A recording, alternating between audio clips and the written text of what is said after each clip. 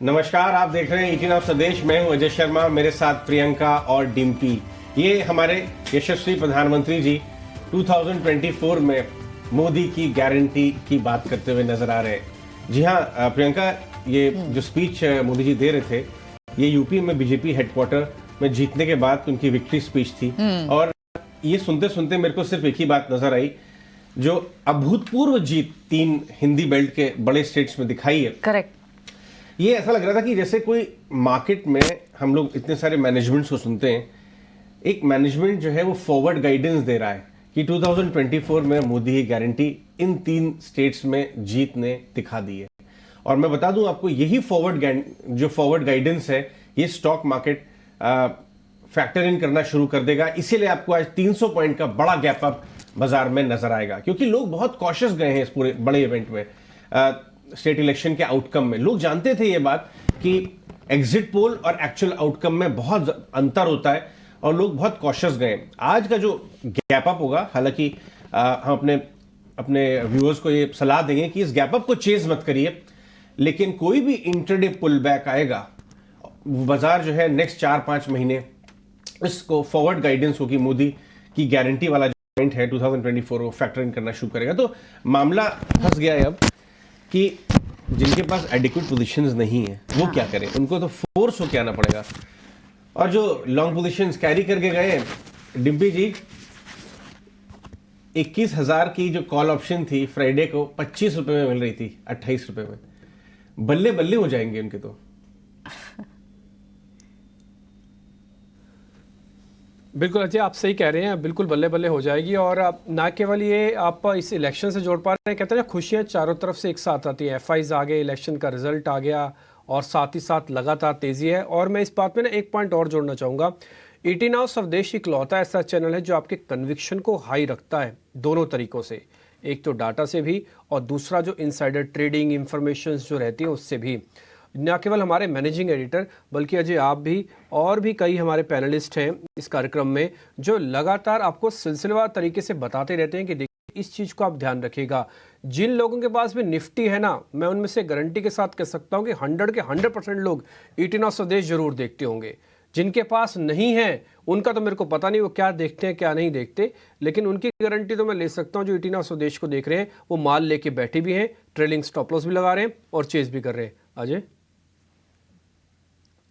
पे ये जो इलेक्शन विन है, इसका बहुत जबरदस्त इंपैक्ट पड़ता हुआ नजर आ रहा है। एक तरफ तो 275 पॉइंट की आपको बड़ी गैप अप नजर आ रही है, दूसरा ये कि अगर आप वैसे शॉर्ट कवरिंग लास्ट 2 दिन से थोड़ा थोड़ा शुरू हो गई थी। मैं ये नहीं कहूंगा कंप्लीटली आज ही सब कुछ पूरा एडजस्टमेंट होगा। अगर आप पिछले एक हफ्ते का चार्ट देखें तो आपको नजर आएगा कि बाजार में कहीं ना कहीं लोग पाइल ऑन होना शुरू हो गए थे लॉन्ग पोजिशंस के साथ। एफआईज ने अपनी शॉर्ट काटना शुरू कर दिया था। इनफैक्ट पिछले महीने जो 13 एक्सपायरी जो हुई थी उसमें लॉन्ग पोजीशन एफआई से घट के 13%, 13 वाली 28-30% के आसपास शुरू हो गई थी। तो ये कंप्लीट सरप्राइज नहीं है, लेकिन फिर भी मुझे लगता है ये और एडजस्टमेंट अभी होगा। एफआईएस को भी मजबूरी में अपनी पोजीशन वापस लानी पड़ेंगी। कैश सेगमेंट में ऑलरेडी आना शुरू हो गए, लेकिन फ्यूचर एंड ऑप्शंस में लॉन्ग पोजीशन की गुंजाइश लगती है। एक और बात, अगर आप लॉन्ग पोजीशंस राइड करके गए हैं तो स्टॉप लॉस लगा के ट्रेल करिए, बहुत जल्दबाजी मत करिए बाजार में बड़े गैप अप के बाद भी, क्योंकि बड़ी सेलिंग आएगी कहां से। मामूली पुल बैक आ सकता है इंटरडे, लेकिन कौन माल बेचेगा जब सामने आपको नजर आ रहा है कि नेक्स्ट 3-4 महीने का माहौल। और मैं बता दूं आपको एक और बात बहुत इंपॉर्टेंट है बात करने के लिए, कि जो स्टेट इलेक्शन आएंगे 2024 के, वो कोइंसाइड करेंगे कहीं ना कहीं रेट कट की भी बात बढ़ने लगेगी। अगर आप देखें यूएस मार्केट में ऑलमोस्ट अगले साल के मिड में रेट कट की 70% 75% प्रोबेबिलिटी आना शुरू हो गई है। तो एक तरफ रेट कट की बाजार बढ़ेगी, दूसरी तरफ 2024 में मोदी की गारंटी वाला माहौल बनेगा। तो 21,000 भी क्रॉस हो सकता है, इस रनअप में 22,000 भी आ सकता है।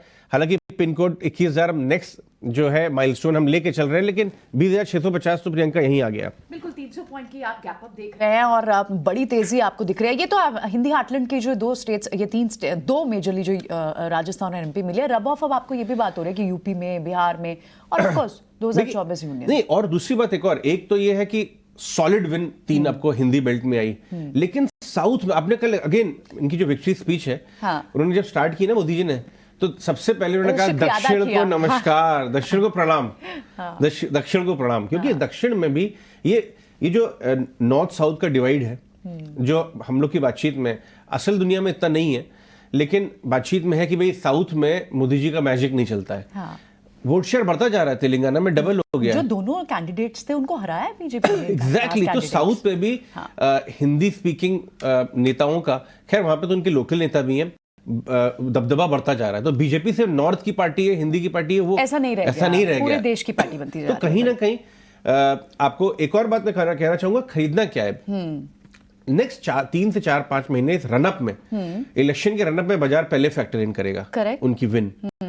दूसरी बात ये कि पीएसयूज पे नजर रखनी पड़ेगी Right. आपको, क्योंकि पीएसयूज जो है वो गवर्नमेंट के रिफॉर्म का सबसे डायरेक्ट व्हीकल होते हैं। Absolutely. अब आप कहेंगे कि पीएसयूज ऑलरेडी चल चुके ऑलरेडी हैं, चल रहे हैं, करेक्ट। पीएसयू बैंक्स बहुत ज्यादा नहीं चले हैं, आपको पीएसयू बैंक्स पे नजर रखना पड़ेगा।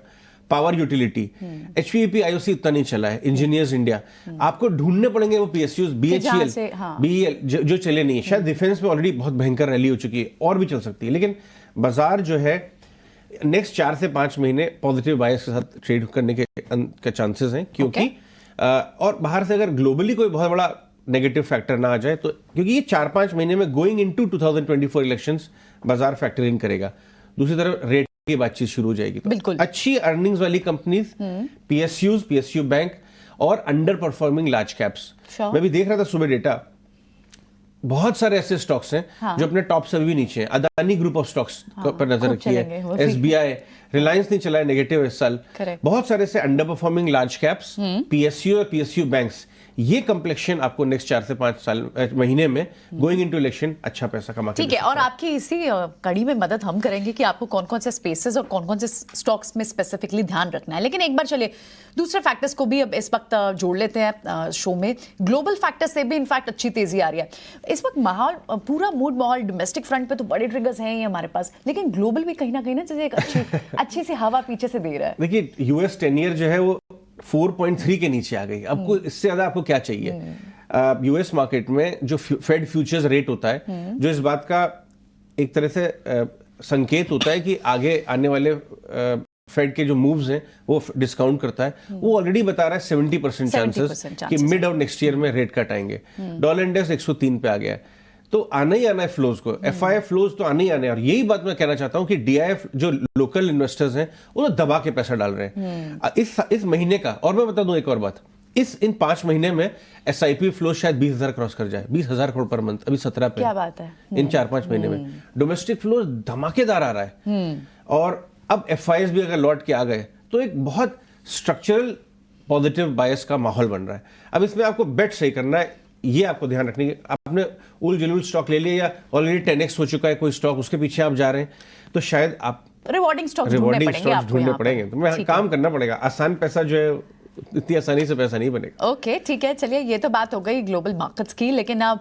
शुक्रवार को ट्रेड बंद कैसे हुआ था? देखिए कहीं ना कहीं तो अजय अंदाजा था मार्केट्स को, जब भी आप short covering rally last week में ही देख रहे हैं। जी हाँ, 2 दिन से, थर्सडे और फ्राइडे।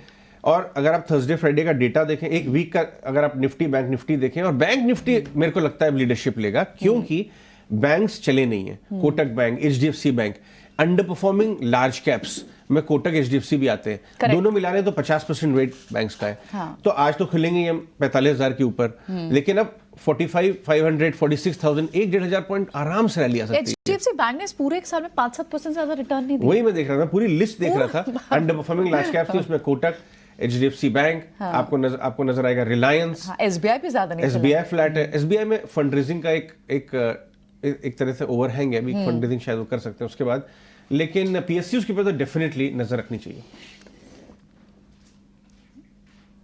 ठीक है, चलिए तो पीएसयू पर इस वक्त नजर रखनी चाहिए। लेकिन एफएनओ डेटा क्या कहता है जो शुक्रवार को हम गए हैं, क्योंकि लॉन्ग शॉर्ट रेशियो एफआईस की बड़ी है। एक बार समझ लेते हैं कि फ्राइडे को पोजीशनिंग दिख कैसी रही थी, क्या क्या क्रूशियल डेटा था आपको डिम्पी? देखिए प्रियंका, ये बात तो मैं कह सकता हूं कि चुनावों के इस बार नतीजे आने के बाद मार्केट की रंगत ही कुछ और है, लेकिन ऐसा नहीं है। मार्केट ने आपको उससे पहले ही ऑल टाइम हाई टेस्ट करवा दिया था। नंबर्स तो आए हैं ना रविवार को, लेकिन बाजार शुक्रवार को ऑल टाइम हाई पे ही क्लोज करके गया था और उससे 2 दिन पहले जैसे अजय भी बता रहे हैं कि मार्केट के अंदर ग्रीन शूज दिखने लग गए थे, टिपिकली वो हो रहा था। ऊपर से एक्सपायरी का तड़का लगा हुआ था, 30 तारीख को डेरिवेटिव एक्सपायरी भी थी। तो ये सारी चीज़ें ना एक साथ, मैंने कहा ना खुशियाँ एक साथ आती हैं और दुख भी एक साथ ही आते हैं, ये खुशियाँ एक साथ ही हैं। तो आप देखेंगे बैक टू बैक आपको मार्केट के लिए वो सारे सिग्नल मिले, एसआईपी मिल गया, चुनावों का रिजल्ट आ गया, और अभी मैं आपको एफआईज का नंबर भी लगे हाथ बता देता हूँ। 38% लॉन्ग हो चुके हैं वो, ऑलरेडी 38% है। 50% पे तो मेजोरिटी में आ जाएंगे वो, कि वो लॉन्ग लेके आ जाएंगे। उसका एफआईज के पास भी खरीदने के लिए बहुत कुछ नहीं रह जाएगा, बाजार ऑलरेडी ओवर हीटेड हो जाएगा फिर। लेकिन अभी भी हमें मान के चलते 38 से 50 आने में 200 300 400 पॉइंट तक का रूम अभी भी है। ये 20-500 तक की निफ्टी को आप क्लियर मान के चलें कम से कम। खैर मैं एक एक करके पॉइंट्स भी लेके आता हूं, पहले निफ्टी पे आते हैं। शुक्रवार दिन फ्रेश लॉन्ग पोजीशंस का था, वॉल्यूम थोड़ा कम था। कम वॉल्यूम इसलिए था क्योंकि पार्टिसिपेशन चुनाव के रिजल्ट्स को लेकर थोड़ा डाउट थी, लेकिन फिर भी सबका कन्विक्शन हाई था। तो कन्विक्शन और डाटा जब दोनों मिलता है तब वॉल्यूम बढ़ता है, लेकिन खाली कन्विक्शन होगी कम वॉल्यूम के साथ काम होगा। कम वॉल्यूम के साथ हुआ, बट लेवल्स को अच्छे से मेंटेन किया गया और पूरा रूम दिया गया कि आपको स्विंग करना, स्विंग भी कीजिए।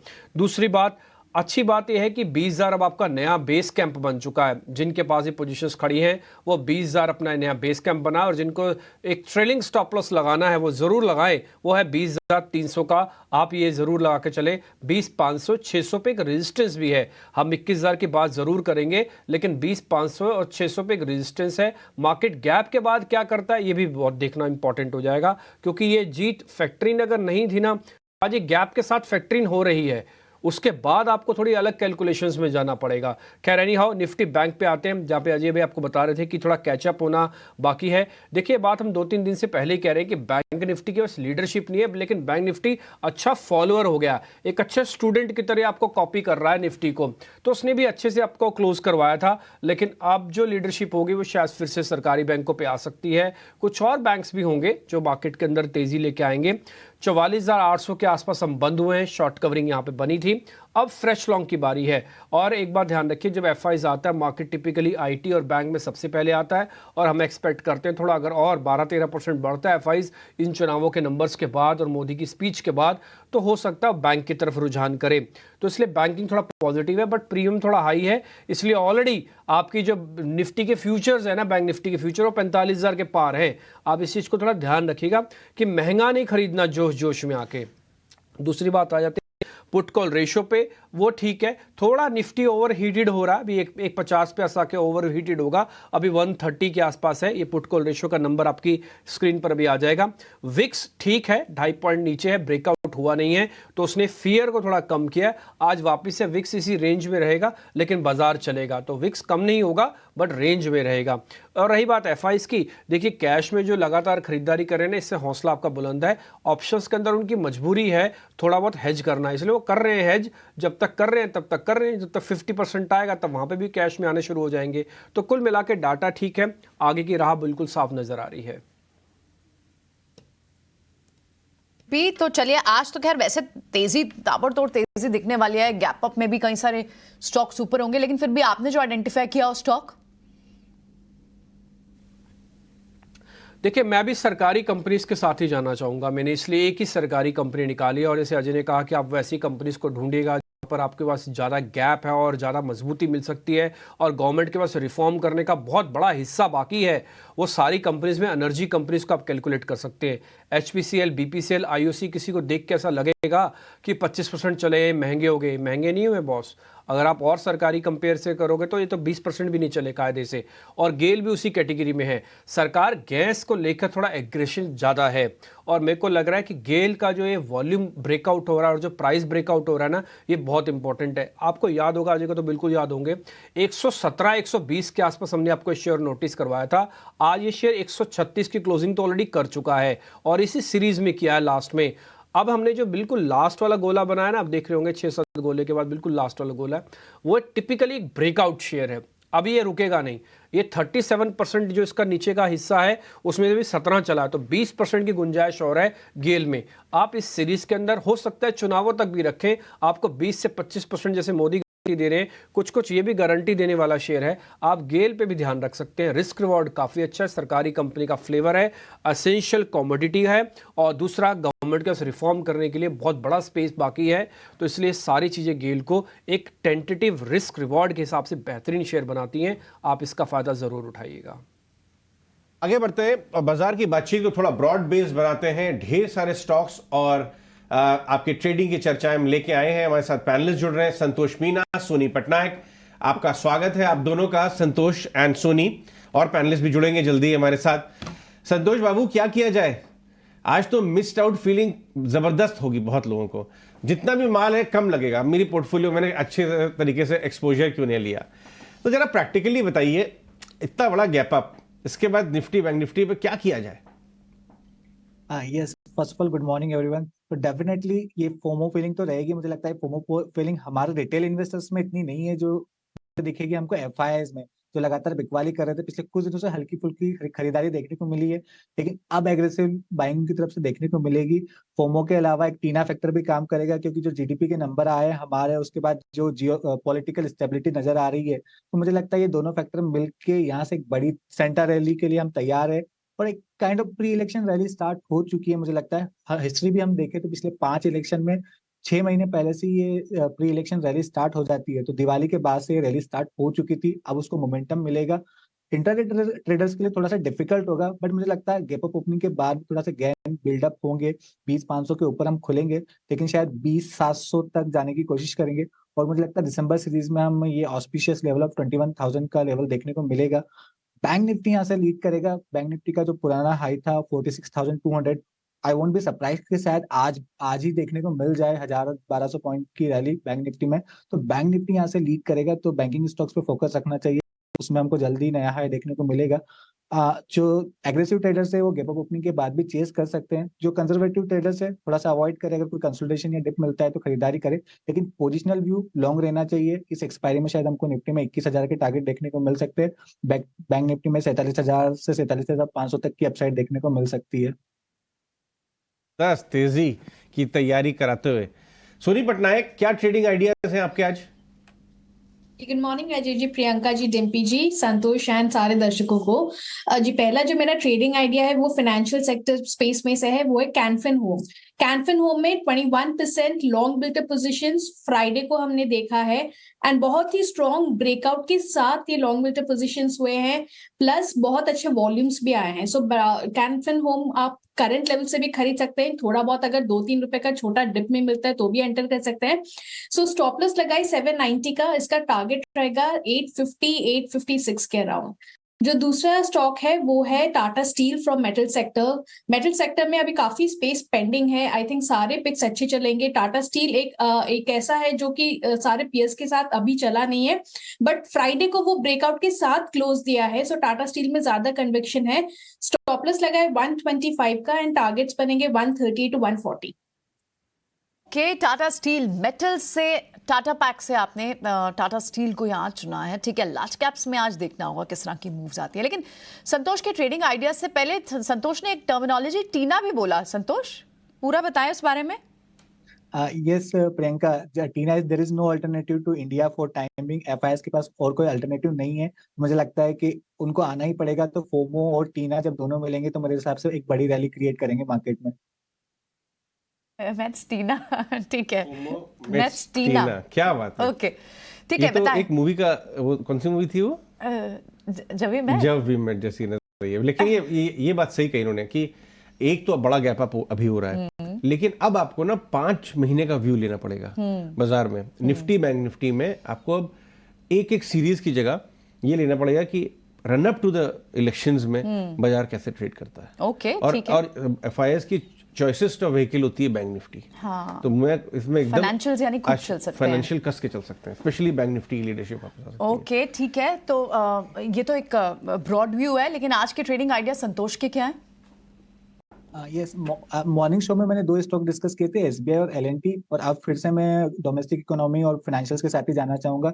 मेरा पहला स्टॉक आईसीआईसीआई बैंक है। ये स्टॉक भी अंडर परफॉर्म किया है। नॉर्मली बैंकिंग में तेजी आती है तो ये लीड लेता है। सो पीएसयू बैंक तो करेंगी, साथ में आईसीआईसीआई बैंक में भी तेजी देखने को मिल सकती है। यहाँ 980 का टारगेट रहेगा, 940 का स्टॉप लॉस रहेगा। जैसे डिम्पी ने कहा कि पीएसयू बैंक पे फोकस रखना चाहिए, तो कैनरा बैंक मेरा दूसरा पिक रहेगा। ये स्टॉक आउट परफॉर्म कर रहा है और मुझे इसका आउट परफॉर्मेंस जारी रहेगा, तो 440 का टारगेट रहेगा, 405 का स्टॉप लॉस रहेगा। तो बैंक्स में, फाइनेंशियल्स में हम तेजी की बात कर रहे हैं और आप देखें तो संतोष ने भी आईसीआईसीआई बैंक, एक लार्ज कैप प्राइवेट बैंक लिया और दूसरा कैनरा बैंक, पीएसयू बैंक लिया। सोनी के भी एक बार ट्रेड्स लेकर आते हैं। सोनी को भी लार्ज कैप मेटल्स इनफैक्ट ज़्यादा चला भी नहीं एज अ स्पेस, वहाँ से टाटा स्टील और दूसरा फाइनेंस काउंटर कैनफिन होम्स पसंद आता है। तो ये हमारे एक्सपर्ट्स की इस वक्त की 4 ट्रेडिंग बेट्स समझ में हमें आ रही है। लेकिन आज के बड़े स्टॉक्स से न्यूज़ क्या है जिनमें न्यूज़ बेस्ड एक्शन हो सकता है, ये सारी लिस्ट कंपाइल करके लाए हैं शरद, उनसे समझते हैं। शरद मॉर्निंग, बताएं कौन से स्टॉक्स हैं आज आपके पास? Good morning Priyanka. तो सबसे पहले कैम्स फोकस में रहने वाला, यहाँ पे ब्लॉक डील हो सकती है आज, जहाँ पे जो प्रमोटर है वॉरबर्ग पिंकस के जो एफिलिएट है वो लगभग 8% स्टेक की बिकवाली कर सकते हैं, जिसका वैल्यू ऑलमोस्ट 1000 करोड़ रहेगा। फ्लोर प्राइस रखा है 2550 रुपीज़ पर शेयर, यानी कि करंट मार्केट प्राइस से 9% का डिस्काउंट पे। और जो ये वॉरबर्ग पिंकस की जो एफिलिएट है वो प्रमोटर भी है और लगभग 20% स्टेक होल्ड करती है करंट लेवल्स पे। दूसरा स्टॉक फोकस में रहेगा सुज़लॉन एनर्जी, और यहाँ पे ब्लैक रॉक ने जो है अपनी स्टेक को 5% से ज़्यादा बढ़ा दिया गया है। लास्ट एक्विजिशन 25 लाख शेयर्स की थी सुज़लॉन एनर्जी की। तीसरा स्टॉक फोकस में रहेगा रेमंड, और यहाँ पे बात करें तो रिपोर्ट्स आ रही है ईटी से कि जो सेटलमेंट टॉक्स है उनके जो प्रमोटर हैं रेमंड ग्रुप के चेयरमैन और नवाज मोदी जो उनकी वाइफ है उनके बीच स्टार्ट हो गए हैं सेटलमेंट टर्म्स उनके सेपरेशन को लेकर। लीगल सोर्सेज का कहना है कि वो रियलिस्टिक सेटलमेंट आ सकता है। पहले जो थी लगभग 75% की जो उनकी नेटवर्थ है उसकी मांग की गई थी उनकी वाइफ के द्वारा।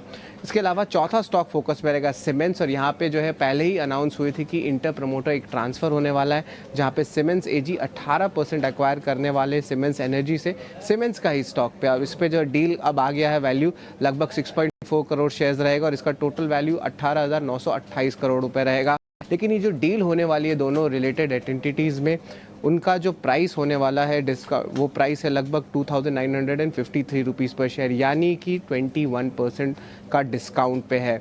ऑफ कोर्स ये जो ट्रांसफ़र होने वाली है, ये जो शेयर्स होगी वो दिसंबर 8 के बाद होने वाली है, तो ये इंपॉर्टेंट डेवलपमेंट है। टैनफैक इंडस्ट्रीज़ भी अब फोकस में रहेगा।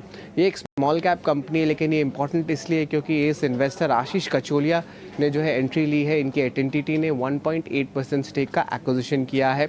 आस्क ऑटोमोटिव हाल ही में लिस्टेड हुई है कंपनी। उनके रिजल्ट्स अगर Q2 की बात करें तो largely weak set of numbers है। हालांकि मैनेजमेंट कमेंट्री कह रहे हैं कि फोर्थ क्वार्टर में उनकी मार्जिन्स इंप्रूव होगी और सेकेंड हाफ जो है फर्स्ट हाफ से बेटर रहेगा।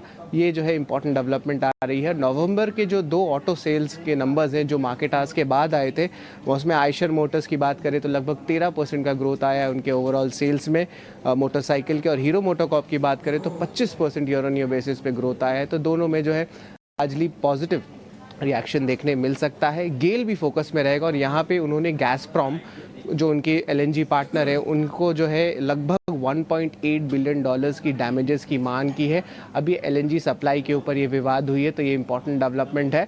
और आखिरी स्टॉक जो मैं फोकस में लाऊंगा वो है एल्कम लैब्स। यहाँ पे कंपनी को जो है 3 फॉर्म 483 ऑब्जर्वेशंस आई हैं उनकी API मैन्युफैक्चरिंग फैसिलिटी जो कि मांडवा में लोकेटेड है। ठीक है, ये कुछ एक वो शेयर्स थे जिन पे आज कहीं कहीं खबरें थी और इनका एक्शन देखने को मिलेगा। हम इसके बारे में डिस्कस भी करेंगे। लगे हाथ ब्रोकिंग हाउसेस की रिपोर्ट्स भी चेक करवा लेते हैं। आशीषा हमारे साथ जुड़ चुकी है आपको आज की रिपोर्ट्स बताने के लिए। आशीषा गुड मॉर्निंग, बताएं आज की रिपोर्ट्स। जी हाँ, सबसे पहले नुवामा मेल्ट पर सिटी की इनिशिएटिंग कवरेज रिपोर्ट आई है, खरीदारी की राय दी है और 4,110 रुपीज़ प्रति शेयर का टारगेट दिया है।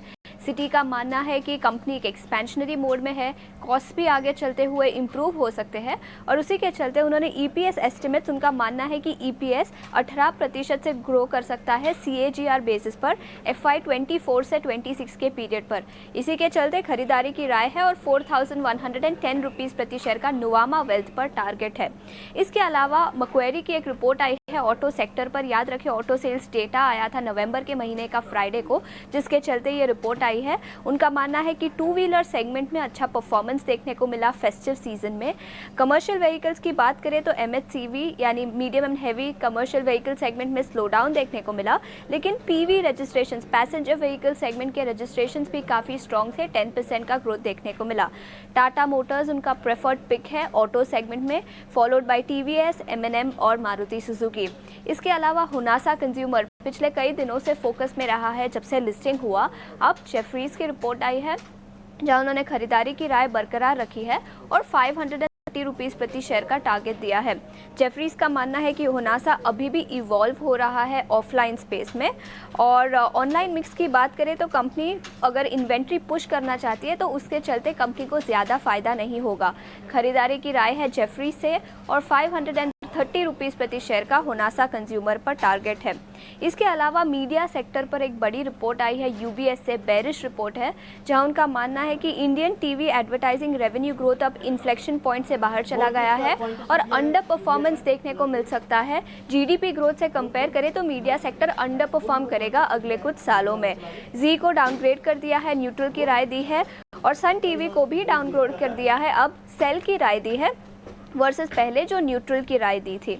लास्टली न्यूजन सॉफ्टवेयर, जहां जेफरीज की रिपोर्ट है, खरीदारी की राय दी है और टारगेट प्राइस जो पहले 1275 रुपीस प्रति शेयर था वह बढ़ाकर 1740 रुपीस प्रति शेयर कर दिया है। उनका मानना है कि ग्रोथ आउटलुक काफ़ी स्ट्रॉन्ग है, ट्रैक्शन काफ़ी अच्छा है और कंपनी ग्रोथ को प्रायोरिटाइज कर रही है, जो भी एक बड़ा पॉजिटिव है। तो खरीदारी की राय और 1740 रुपीस प्रति शेयर का टारगेट। ओके, बहुत बहुत शुक्रिया आशीषा इस पूरी लिस्ट के लिए। ब्रोकरेजेस ने कौन कौन से स्टॉक्स के ऊपर चेंजेस किए हैं, टारगेट प्राइस बढ़ाए हैं, उन सब के बारे में हम बात करेंगे। इनफैक्ट नुवामा के ऊपर ही बात कर लेते हैं। ये नई लिस्टेड कंपनी है, आपको याद होगा एडलवाइस से डीमर्ज होकर ये वेल्थ मैनेजमेंट आर्म लिस्ट हुआ है। नुवामा सबसे लेटेस्ट लिस्टिंग है वेल्थ में। पहले 361 थी, इसका नाम IFL वेल्थ था। उसके बाद हमने आनंद राठी वेल्थ लिस्ट होते हुए देखी और उसके बाद नुवामा वेल्थ जो कंपनी आई है। नुवामा में नया पैसा भी, नई पोजीशन भी बनती हुई नजर आ रही हैं। हमारे साथ अविनाश गोरक्षकार भी हैं, बातचीत आगे लेके जाते हैं। अविनाश, नुवामा के वेल्थ कारोबार पे आपकी क्या राय है? क्या इनका मार्केट शेयर बढ़ रहा है? इस भाव से, 3000 के भाव से आपको इसमें निवेश करने का मूड कर रहा है क्या? Good morning Ajay. देखिए, पहली बात तो मुझे लग रहा है वेल्थ मैनेजमेंट एक ऐसी स्पेस है जहाँ पे बहुत अच्छा ग्रोथ मार्केट को दिख रहा है। हमारा मानना है कि यहाँ से भी अच्छा ग्रोथ आएगी और करीबन 3000 तो अगले साल की अगर हम बात करें तो अच्छा खासा अपसाइड मिल सकता है। बाय ऑन एवरी डिप, यही स्टॉक के ऊपर डिस्कस करते हैं और वो है रेमंड। रेमंड के स्टॉक को लेके आइए। अभी शरद बता रहे थे कि उनका जो मैरिटल इश्यूज टॉप मैनेजमेंट में है, जिसकी वजह से नर्वसनेस आई थी स्टॉक में, वहाँ एक सेटलमेंट होने की गुंजाइश बन रही है। या आपको याद होगा रेमंड चेयरमैन से उनकी पत्नी ने 75% कंपनी की मांग की थी पहले। अगर आप देखें स्टॉक को लास्ट 6 महीने में तो 2200 रुपये का टॉप बना के स्टॉक करीब 30% नीचे गिरा है और करीब 1480 का लो बना है फ्राइडे को। संतोष, इस भाव से आप रेमंड को खरीदेंगे? एक टेम्पररी बाउंस बैक की मैं उम्मीद कर सकता हूँ, क्योंकि जिस जगह से उस फ्राइडे के दिन बाउंस बैक किया था एक इंपॉर्टेंट सपोर्ट लेवल था, तो यहाँ से एक बाउंस बैक आ सकता है। ऊपर में आपको 1650 तक के लेवल देखने को मिल सकते हैं, बट अभी इसके ऊपर सस्टेन करना थोड़ा सा मुश्किल होगा, क्योंकि ओवरऑल स्ट्रक्चर वीक है। एक प्रोबेबल टारगेट जो नीचे का आ रहा है 1400 रुपए तक का आ रहा है, तो मेरे हिसाब से अवॉइड करना चाहिए। अगर कोई बाउंस बैक भी मिलता है तो ऊपर के लेवल पर सेलिंग प्रेशर का रिस्क रहेगा। ठीक है, तो आप फिलहाल अवॉइड करने की बात कर रहे हैं रेमंड को। देखना होगा लेकिन आज स्टॉक रिएक्ट कैसे करता है इस न्यूज़ पर।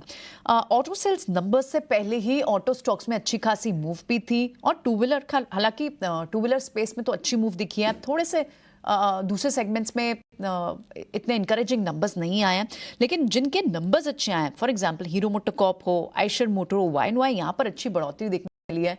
तो और वैसे भी इलेक्शन के रिजल्ट्स के बाद run up to the main elections, union election, उससे पहले ऑटो सेक्टर में स्पेशली टू व्हीलर, जितने भी रूरल इक्विपमेंट्स हैं, वहाँ पर किस तरह का मूव रह सकता है? क्या उस बेसिस पे एक ट्रेड अभी से लेना चाहिए? सोनिया, आप क्या ऑटो सेक्टर पे स्पेशली इन स्टॉक्स पे कैसा ट्रेड देख रही हैं? ये प्रियंका जी, एंटायर सेक्टर में हम देखेंगे तो बजाज ऑटो, टीवीएस मोटर और हीरो मोटर्स, ये 3 स्टॉक्स है जिन्होंने क्लियरली आउट परफॉर्म किया है।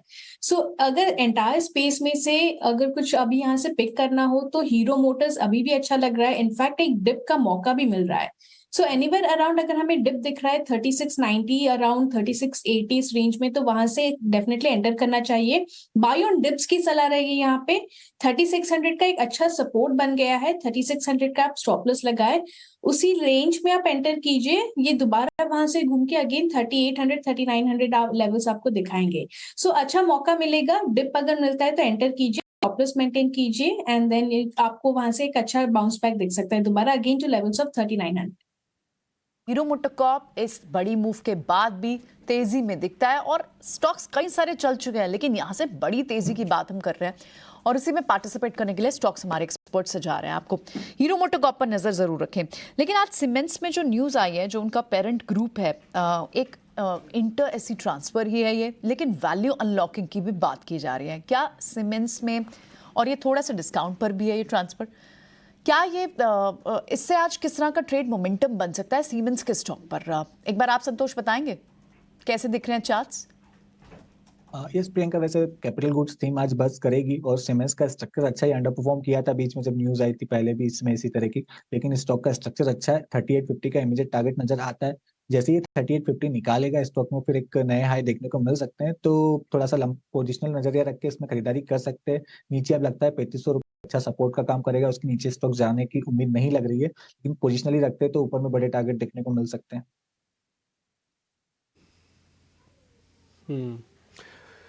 ग्रैन्युलस इंडिया पे एक खबर अच्छी है, वो पॉजिटिव भी है कि हाइपरटेंशन की दवा के लिए उनको यूएसएफडीए और एएनडीए दोनों से अप्रूवल आ गया है।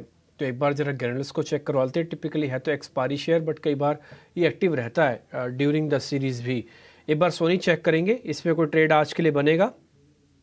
डिम्पी जी, ग्रैन्यूल्स में रोल ओवर्स अच्छे हुए हैं, बट यहाँ पे एक रेजिस्टेंस पॉइंट है 405 का, स्पॉट के लेवल से मैं देख रही हूँ। सो 405 का रेजिस्टेंस क्रॉस करना काफी जरूरी है। ये लेवल अगर क्रॉस करता है तभी आप इसमें एक एक्सटेंडेड रैली देख सकते हैं अप टू लेवल्स ऑफ 440। सो एक बार इंतजार कीजिए, 405 का लेवल अगर आज निकालता है इंट्राडे में, तब आप इसमें एंटर कीजिए। 440 के टारगेट के लिए आप देख सकते हैं। एंड नीचे जो आपको स्टॉप लॉस लगाना पड़ेगा वो 392 395 का स्टॉप लॉस लगाएंगे। ये उसी टाइम का स्टॉप लॉस है जब ये 405 लेवल को क्रॉस कर जाएगा। ठीक है।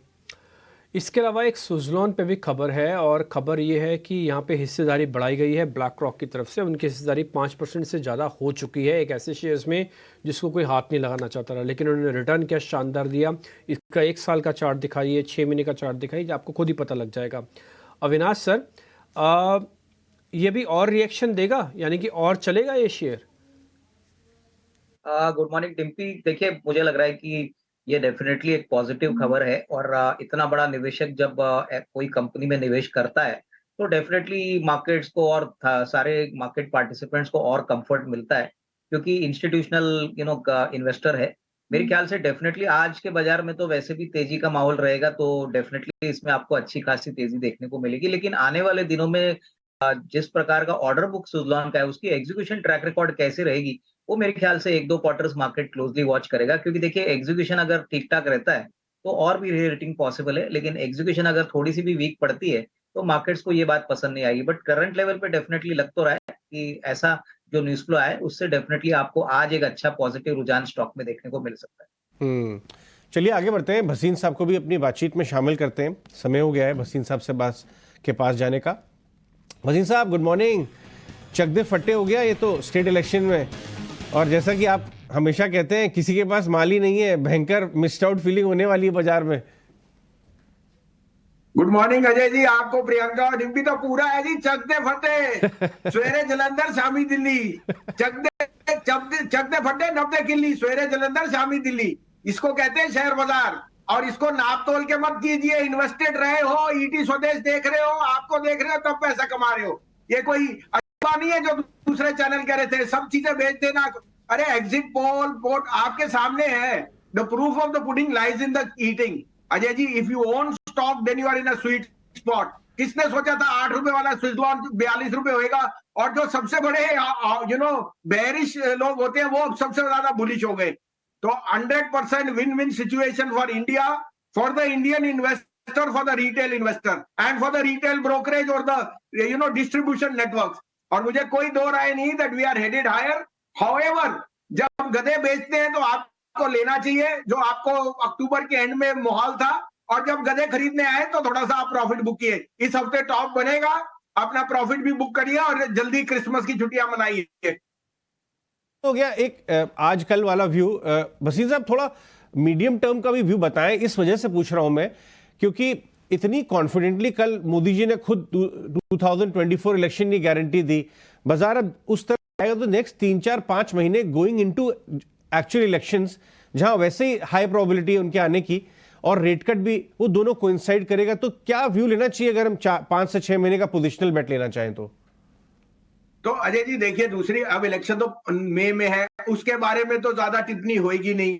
State election as the events get discounted. कल आपको फेड ने भी कह दिया there are no chances of higher rates, we may start to cut. और फेड की language is before you. The US markets have had the best month since March of 2022। और what is the market prices in the worst and the best before time. मेरा कहने का मतलब ये नहीं कि market will not go higher. मेरा कहने का मतलब है जब सब की भेड़चाल लेने में हो, आपको थोड़ा सा प्रॉफिट बुक करना भी सीखिए, क्योंकि शेयर बाजार है। मौके जब आते हैं उस समय माहौल ऐसा होता है, ना आपसे ग्रीड में बेचा जाता है ना फियर में खरीदा जाता है। We are headed much higher, rate cut, inflation under control, GDP outperformance, India's macros, they all speak for themselves. However, a large part of that is in the price। तो मैं ये नहीं कह रहा कि we are not going higher, we are saying कि अगर आप वेट कर रहे थे और अच्छे टाइम पे 18,800 पे आपने हमें बोला, अक्टूबर की लास्ट वीक में हमने दावे से कह दिया आपको न्यू हाई आएगा, लेकिन अब आपको उस न्यू हाई का फायदा तब है जब आप उसमें प्रॉफिट भी बुक कर सके। तो लीवरेज पोजीशन इस हफ्ते में थोड़ी सी हल्की कीजिए और आगे के लिए अपना पोर्टफोलियो बनाइए, because the next 4 months are going to be extremely good for the Indian economy and the global economy. Okay, और राइट संजीव जी, ये बात तो हो गई इलेक्शंस के आउटकम की। अब आज बताइए ट्रेड किस में करें जिसमें बड़ा गेन आए। हाँ, गुड मॉर्निंग प्रियंका जी। देखिए, मुझे टाटा कम्युनिकेशन बहुत पसंद है। It has corrected all the way from 1950 to 1650, और आपने पढ़ा भी है। और आप सुजलॉन का ब्लैक रॉक कह रहे तो ब्लैक रॉक ने 8% स्टेक इसमें भी लिया है। And I think these are valuations which are very attractive, particularly for a company now the transient for Tata's in the space of cloud, in the space of cyber, in the space of unified communication, and the undersea cable network is doing exceedingly well। मुझे लगता है ये बहुत ही बढ़िया opportunity है to get in a quality stock like Tata communication.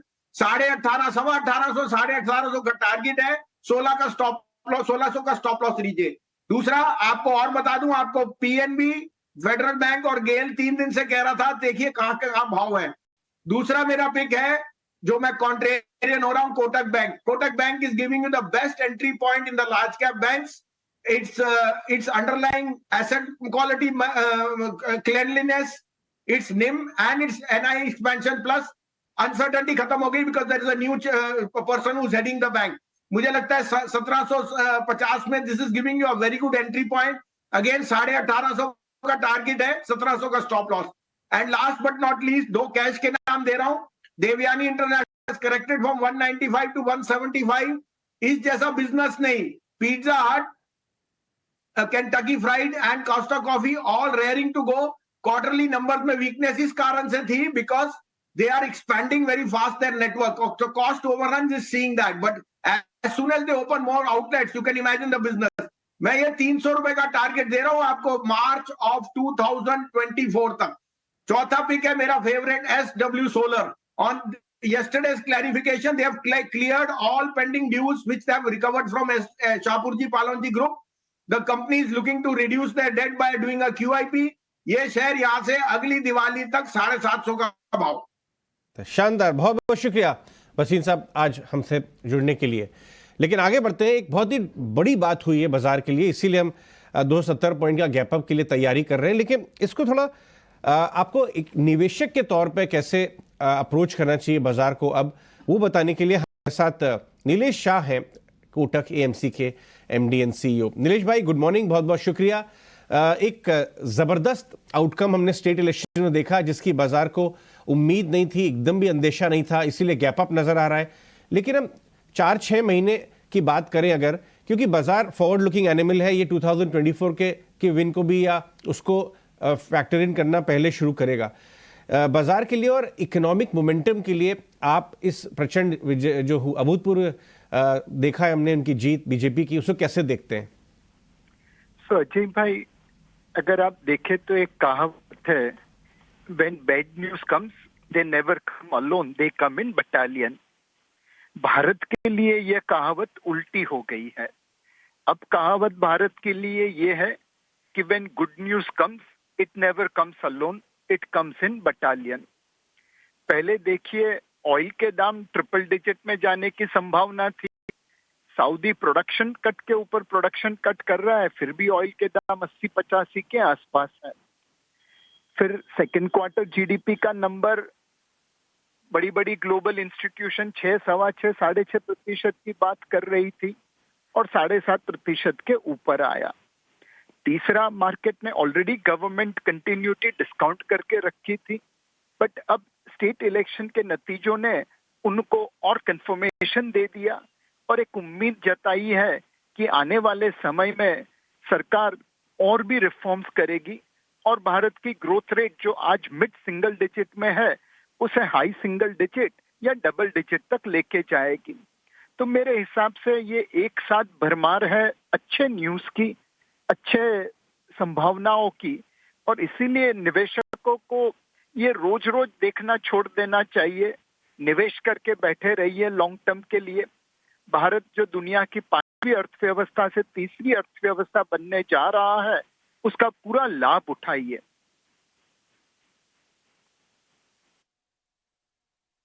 Nilesh भाई, हम ये बात बिल्कुल आपकी ठीक है कि रोज रोज ना देखें, बने रहें, 5वीं से 3री अर्थव्यवस्था का फायदा भी उठाएं, लेकिन कैसे, किस जगह पर इन्वेस्ट करके? बहुत सारी चीज़ें महंगी हो गई हैं सर, हम इस चीज़ से ग्रस्त रहते हैं कि ज़्यादा चीज़ें चल जाएं तो फिर खरीदी नहीं जाती। अजय भाई, मेरे हिसाब से एक चीज है, आप SIP करिए। मार्केट में उतार चढ़ाव तो आते रहेंगे, बट जिस तरह से हमारी कॉर्पोरेट इंडिया परफॉर्म कर रही है, इकोनॉमी परफॉर्म कर रही है, उस तरह से ये विश्वास जरूर आता है कि SIP के returns over a long term काफी अच्छे रहेंगे। दूसरी चीज है कि आप क्वालिटी स्टॉक्स लीजिए, कचरा स्टॉक मत लीजिए। क्वालिटी स्टॉक अगर महंगे भी आ गए, ज्यादा से ज्यादा नुकसान होगा वो 6 महीने 12 महीने के रिटर्न का होगा। कचरा स्टॉक ले लिया तो जिंदगी भर गले में पड़ा रहेगा, कोई खरीदेगा नहीं आपसे। तो इस वक्त SIP के ऊपर फोकस करिए और अपने पोर्टफोलियो की क्वालिटी पे ध्यान दीजिए। शॉर्ट टर्म परफॉर्मेंस की जगह पे लॉन्ग टर्म पोटेंशियल के ऊपर ध्यान दीजिए। ऑलराइट, मॉर्निंग नीलेश, बिल्कुल अच्छे क्वालिटी स्टॉक्स लेने चाहिए। इस बात पर व्यूअर्स को फिर से याद दिलाने के लिए बहुत बहुत शुक्रिया। लेकिन नीलेश, क्योंकि बहुत समय से हमने देखा था कि मिड कैप स्मॉल कैप चलते और लार्ज कैप्स अंडर परफॉर्म कर रहे थे, और अब नरेटिव बहुत समय से बना हुआ था कि वहां पर वैल्यूएशन काफी अट्रैक्टिव हो गई है। So going into the main elections, आपको लगता है कि यहाँ से लार्ज कैप में जबरदस्त रैली आ सकती है, FIs भी वापस आएंगे, तो फिर से इन पॉकेट्स को ध्यान देना चाहिए? हम लोग इस वक्त एक प्रीमियम वैल्यूएशन पे ट्रेड कर रहे हैं। Yes, mid and small cap में बहुत अच्छी तेजी आई है, लार्ज कैप में कम आई है, तो एक बहुत जबरदस्त तेजी शायद मुश्किल हो, बट क्या यहाँ से मार्केट अच्छा रिटर्न दे सकता है, रियल रिटर्न दे सकता है, महंगाई से अच्छा परफॉर्मेंस दे सकता है? Undoubtedly yes. अब ये उम्मीद मत करिए कि पिछले 1 साल में स्मॉल एंड मिड कैप ने 30, 35, 40% रिटर्न दिया, वैसा ही लार्ज कैप नेक्स्ट 1 साल में दे दे, वो मुश्किल। ऑलराइट, बिल्कुल शुक्रिया दिलेश जी आज समय देने के लिए और ये सारी बातें हमसे करने के लिए। तो मार्केट में अच्छा रिटर्न मिल सकता है और ओवरऑल आपको व्यू बनाकर रखना पड़ेगा एक तेजी का, लॉन्ग टर्म इन्वेस्टमेंट का।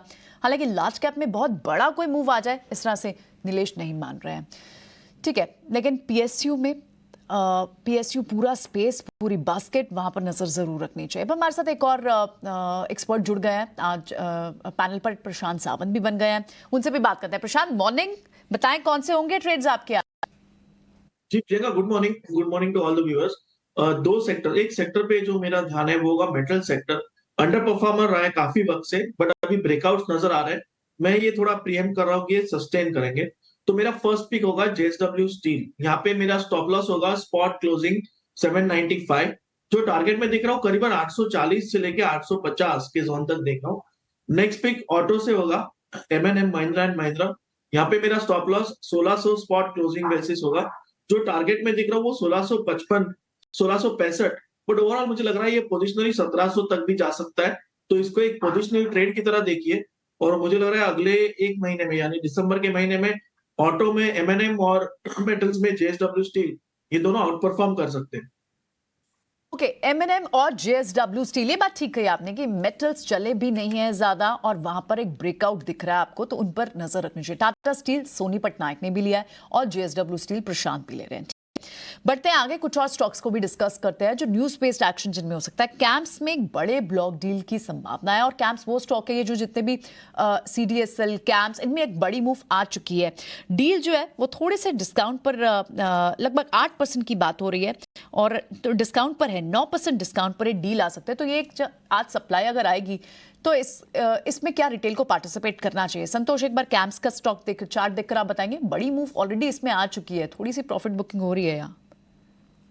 यस प्रियंका, इसका स्ट्रक्चर अच्छा है, इसमें एक अच्छा ब्रेकआउट आया था। हो सकता है इस न्यूज की वजह से स्टॉक थोड़ा सा पीछे आता है तो 2700 के आसपास जो इसका पहले रेजिस्टेंस था, और अभी वहां पर 20 डे मूविंग एवरेज भी प्लेस्ड है, तो 2700 से 2690 रुपए के आसपास मिलता है। मेरे हिसाब से खरीदारी के मौके ढूंढना चाहिए, क्योंकि वहां से एक अच्छी बाइंग देखने को मिलेगी। स्टॉक में पोटेंशियल है कि इसमें 3500 रुपए तक की अपसाइड देखने को मिल सकती है। तो ये आज का जो डिप आता है वो एक अच्छी खरीदारी का मौका रहेगा पोजिशनल ट्रेडर्स के लिए। कुछ पीएसयू स्टॉक्स के बारे में बात करना जरूरी है। प्रशांत, इंजीनियर्स इंडिया पीएसयू स्टॉक्स में ये थोड़ा अंडर परफॉर्म कर चुका है, बहुत ज्यादा इस पर बात नहीं शुरू हुई है, लेकिन पिछले हफ्ते कुछ संकेत दिख रहे हैं अर्ली बाइंग के। आप इंजीनियर्स इंडिया इस भाव से लेंगे? जी, यहाँ पे मुझे लग रहा है कि एक रेजिस्टेंस पे आया है, जो रेजिस्टेंस है 155, 155 का। बट अगर हम शुक्रवार के वॉल्यूम्स देखें तो डेफिनेटली काफी स्ट्रांग है। तो एक स्ट्रिक्ट स्टॉप लॉस रख के बाय करना चाहिए। स्टॉप लॉस आपको रखना चाहिए 145, 145, करीबन 6 पॉइंट आपकी रिस्क होगी। बट अगर ये ब्रेकआउट सस्टेन करे तो आपको यहाँ से कम 14 पॉइंट्स, 165 तक के लेवल कंफर्टेबली दिख सकते हैं। तो रिस्क रिवॉर्ड जस्टिफाइड है और सिर्फ वॉल्यूम को मद्देनजर रखते हुए मुझे लग रहा है बाय कर सकते हैं। इंजीनियर्स इंडिया को अगर आप देखें पोजिशनली, ये कैश स्टॉक है तो आपको अच्छा मुनाफा मिल सकता है। सोनी, ये एलएनटी, अगेन एलएनटी जो है वो कैसा माना जा रहा है कि डोमेस्टिक कैपेक्स बढ़ेगा और 3200 का प्राइस भी क्रॉस हो रहा है, जो कि पिछला टॉप था, नई टेरिटरी में जाता हुआ नजर आ रहा है। इस भाव से इसमें काम करना चाहिए? ये डेफिनेटली अजय जी, यहाँ से अगर हम देखेंगे टेक्निकली तो अच्छा लग रहा है, बट एक रेजिस्टेंस के लेवल पे आ गया है जो कि 3200 पे ही है।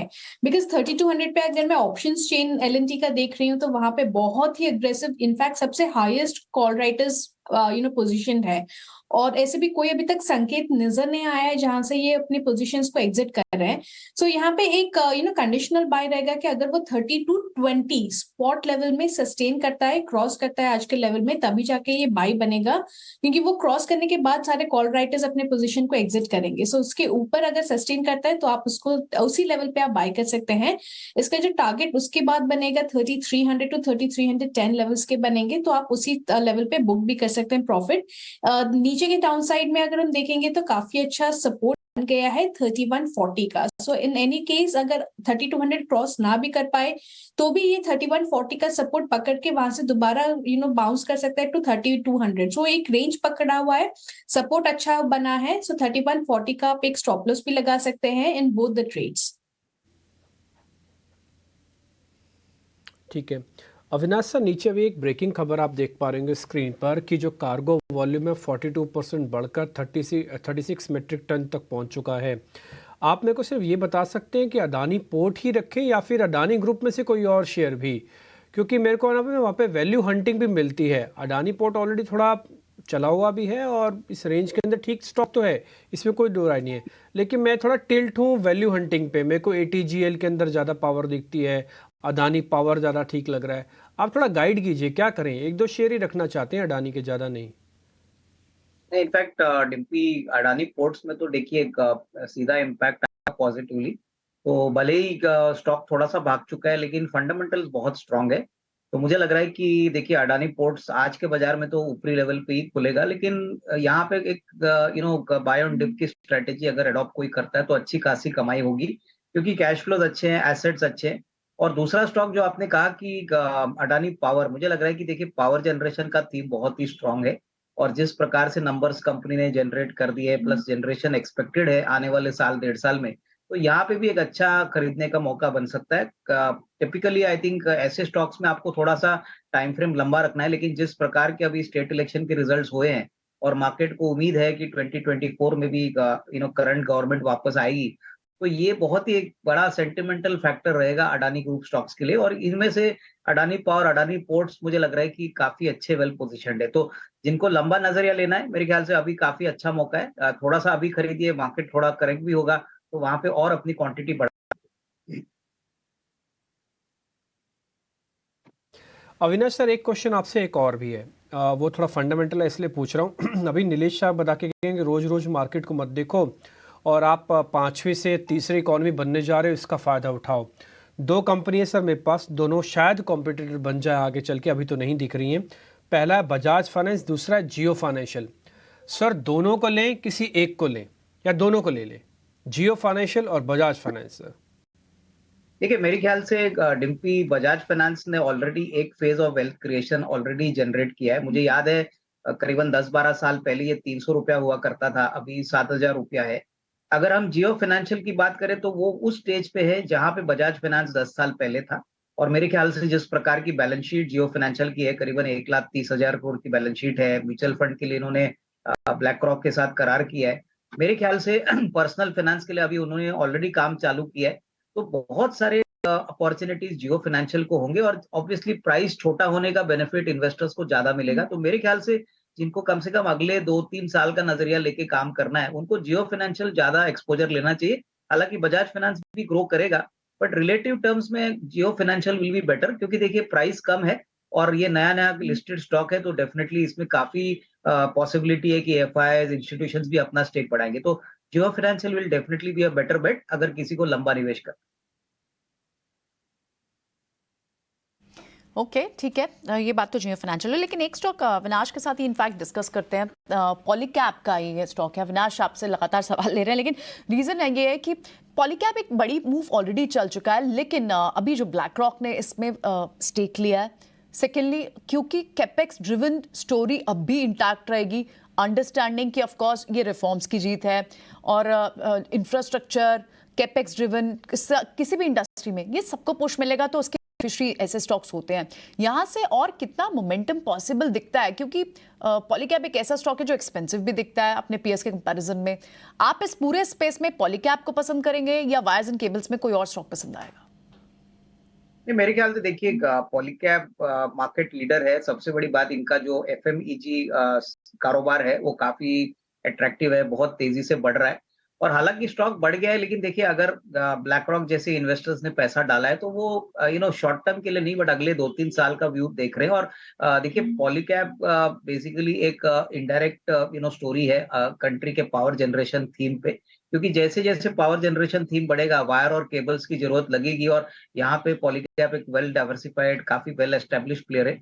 तो वही इन्वेस्टर्स यहाँ पे निवेश करें जिनको कम से कम 2-3 साल का नजरिया लेना है, क्योंकि होपफुली क्या है कि कमोडिटी प्राइसेस, जो इनपुट्स कॉस्ट है, रॉ मटेरियल्स है, कॉपर है या उसमें जो पॉलीमर्स है, यहाँ पे भी हमने देखा है कि थोड़ी बहुत कंफर्ट मैन्युफैक्चरर्स को मिल रही है। तो आई थिंक अगर किसी को लंबा निवेश करना है तो Polycab would be a better bet. मुझे लग रहा है कि साइज और basically quality of earnings Polycab की काफी बढ़िया है, इंस्टीट्यूशनल फेवरेट है। तो डेफिनेटली कोई भी गिरावट आती है मार्केट में, आपको करेक्शन भी देखने को मिलेगा, तो तभी इसमें डेफिनेटली थोड़ा सा एक एक्सपोजर आप ले सकते हो। के इंस्टीट्यूशनल फेवरेट पॉलीकैप पर आपकी राय रहेगी बाय करने की।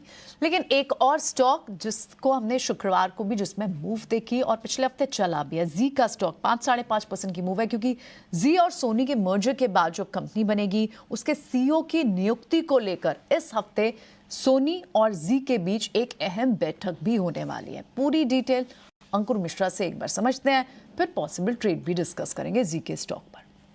अंकुर।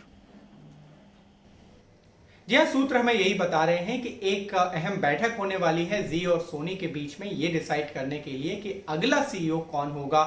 सोनी अपनी तरफ से प्रेस कर रहा है कि एनपीसी जो उसके इंडिया हेड हैं वो ही मर्ज एंटिटी के सीईओ भी हों, लेकिन पहले का जो एग्रीमेंट हुआ था उसके मुताबिक पुनीत गोयनका को मर्ज एंटिटी का सीईओ नियुक्त होना था। लेकिन सोनी का मानना यही है, चूंकि अभी यहाँ पर जो सेबी की इन्वेस्टिगेशन है वो पेंडिंग है, इसलिए पुनीत गोयनका को सीईओ नहीं बनना चाहिए। हालांकि इस पर जो फाइनल फैसला है वो एक अहम बैठक में लिया जा सकता है। इसके अलावा एक एप्लीकेशन दी जाएगी, जो कमिटी है वो एप्लीकेशन देगी इंफॉर्मेशन और ब्रॉडकास्टिंग मिनिस्ट्री को फाइनल अप्रूवल के लिए, क्योंकि यहां पर आरओसी में एप्लीकेशन और फाइनल दाखिलबाजी करने बहुत जरूरी है, क्योंकि अगर ये मर्जर को पूरा होना है तो 21 दिसंबर से पहले ये पूरी प्रक्रिया कंप्लीट करनी होगी, जो कि डेडलाइन है पिछला जो एग्रीमेंट साइन हुआ है उसके मुताबिक।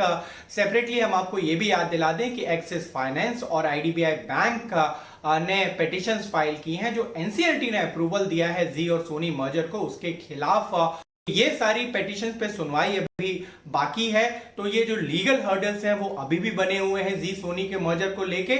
लेकिन सूत्र हमें यही बता रहे हैं कि आधिकारिक रूप से ये फैसला बहुत ही जल्द हो सकता है कि जी और सोनी के जो मर्ज एंटिटी है उसको लीड कौन करेगा। ठीक है, चलिए आगे बढ़ते हैं, कुछ और स्टॉक्स के बारे में चर्चा कर लेते हैं जहां पे ट्रेड बन सकता है। Kotak bank versus HDFC bank दोनों अंडर परफॉर्म कर चुके हैं काफी लंबे समय से। संतोष, क्या चार्ट्स सजेस्ट कर रहे हैं कि इनका टाइम आ रहा है अब? क्या रिस्क रिवॉर्ड ठीक लग रहा है और आप किस पे बेट करेंगे दोनों में से?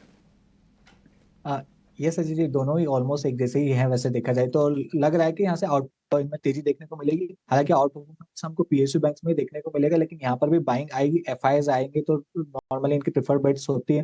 तो एचडीएफसी बैंक की बात करें तो ये 1500 से 80 से 1600 का एक रेजिस्टेंस एरिया है। 1600 पे इसका 200 दिन का मूविंग एवरेज है, वहां पे थोड़ा बहुत रुक सकता है, लेकिन जिस दिन ये 1600 के ऊपर निकलेगा अपने मूविंग एवरेज के ऊपर, इसमें फिर रिलेटिवली स्ट्रेंथ देखने को मिलेगी। कोटक में काफी अच्छा लगा, रिस्क रिवॉर्ड काफी फेवरेबल आ रहा है। कोटक 1740 के आसपास एक अच्छा बेस बना रहा है। यहाँ पर 1800 के इमीडिएट टारगेट नजर आ रहे हैं। 1800 इसका 200 दिन का मूविंग एवरेज है, ये भी 1800 क्रॉस करेगा तो इसमें भी बड़ी तेजी देखने को मिलेगी।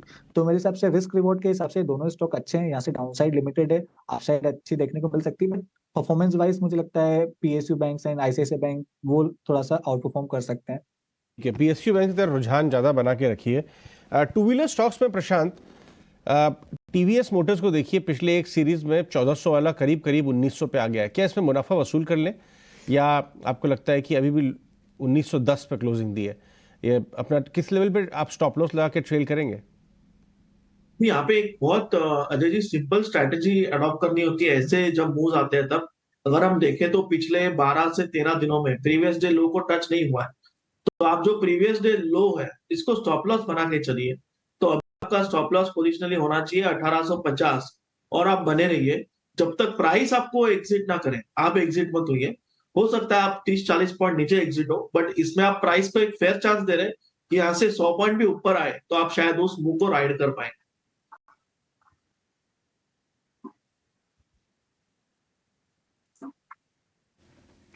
ठीक है, कुछ ऐसे स्टॉक्स और हैं जहाँ पे थोड़ा पता करना ज़रूरी है कि इन शेयर्स के अंदर ब्रेकआउट और मिल सकता है। जैसे टॉरेंट ग्रुप के 2-3 शेयर्स हैं। टॉरेंट फार्मा एक बार ज़रा स्क्रीन पे लेके आ सकते हैं।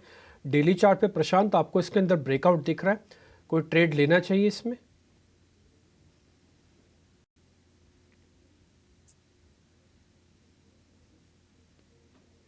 जी, यहाँ पे रिम्पी जी मुझे लग रहा है कि हम एक रेजिस्टेंस के करीब पहुंच रहे हैं, तो यहाँ पे थोड़ा मैं कॉशियस रहूंगा। और अगर कोई लॉन्ग होल्ड कर रहा है तो आपका स्टॉप लॉस 2100 होना चाहिए।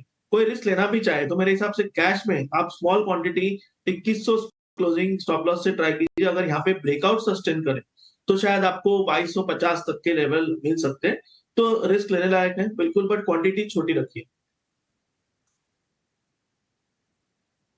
सोनी, अपोलो टायर्स पर आपका टेक क्या है? क्या कुछ पोजीशंस यहाँ पे ली जा सकती है?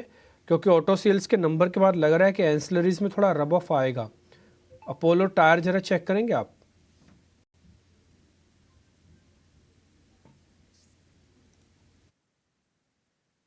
जी ये मेरे लिए है डिम्पी जी। नहीं सोनी, आपके पास आएंगे अब। आपको जी आवाज सुनाई दे रही है? सोनी, अपोलो टायर्स। जी डिम्पी जी, अपोलो टायर्स में हम देखेंगे तो अभी भी अच्छा लग रहा है। इनफैक्ट यहाँ पे एक जो 440 का एक रेजिस्टेंस था उसको क्रॉस करके क्लोज भी दिया है। सो यहाँ पे आप करंट लेवल्स पे अगर आप ले सकते हैं तो एक छोटा स्टॉप लॉस लगाए, 432 का स्टॉप लॉस लगाए। 432 स्टॉप लॉस के साथ आप इसको खरीद सकते हैं। ऑन द हायर साइड 461 464 का एक टारगेट आ रहा है।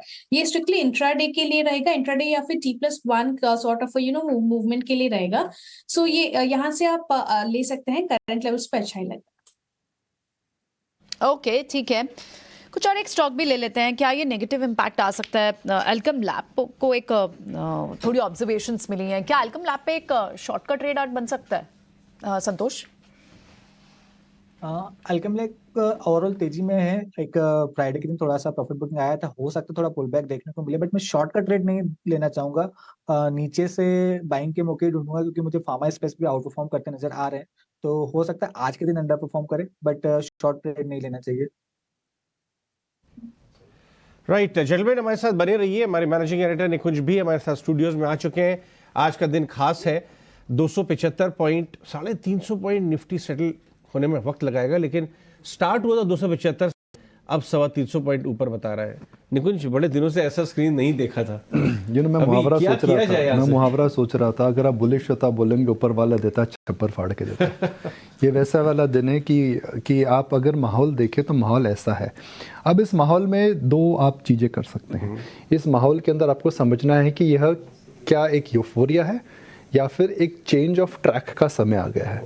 और मुझे लगता है कि यूफोरिया है और नहीं भी है, मगर लार्ज कैप में यूफोरिया नहीं है, स्मॉल एंड मिड कैप के अंदर यूफोरिया है।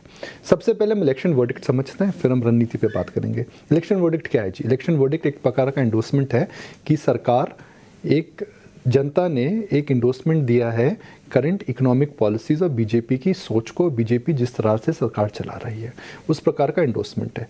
ये इंडोर्समेंट अगर है तो हालांकि क्रिकेट के अंदर सेमीफाइनल और फाइनल के अंदर चेंज हो सकता है, मगर राजनीति में ऐसा नहीं होता है। राजनीति के अंदर लोग बोलेंगे भी 2024 का सेमीफाइनल जीत गए हैं तो 2024 जो पॉलिटिकल रिस्क है अब कम हो गया जी।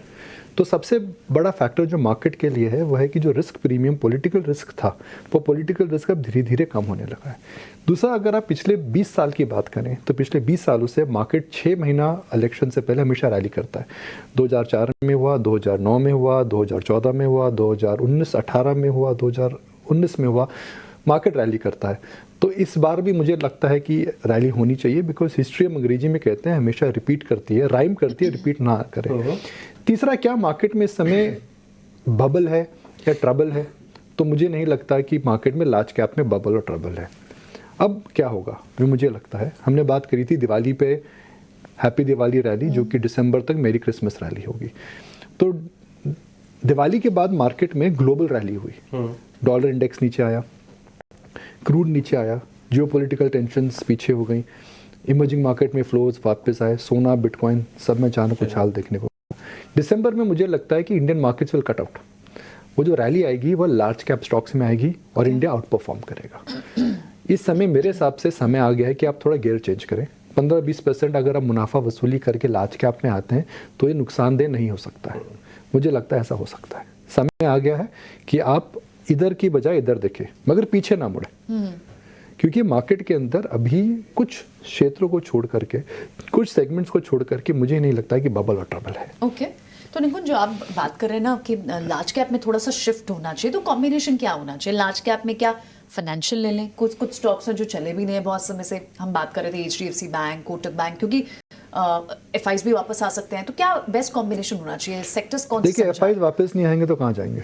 बिल्कुल, कोई अल्टरनेटिव नहीं है उनके पास। नहीं, मतलब अब आपका चॉइस प्राइस पर है, रिस्क पर नहीं है। देखिए, पहले आप रिस्क और प्राइस दोनों को ले रहे थे, अब आप प्राइस को एक प्रकार से बेंचमार्क बनाएंगे कि अब मुझे किस प्राइस पे कंफर्ट लगता है।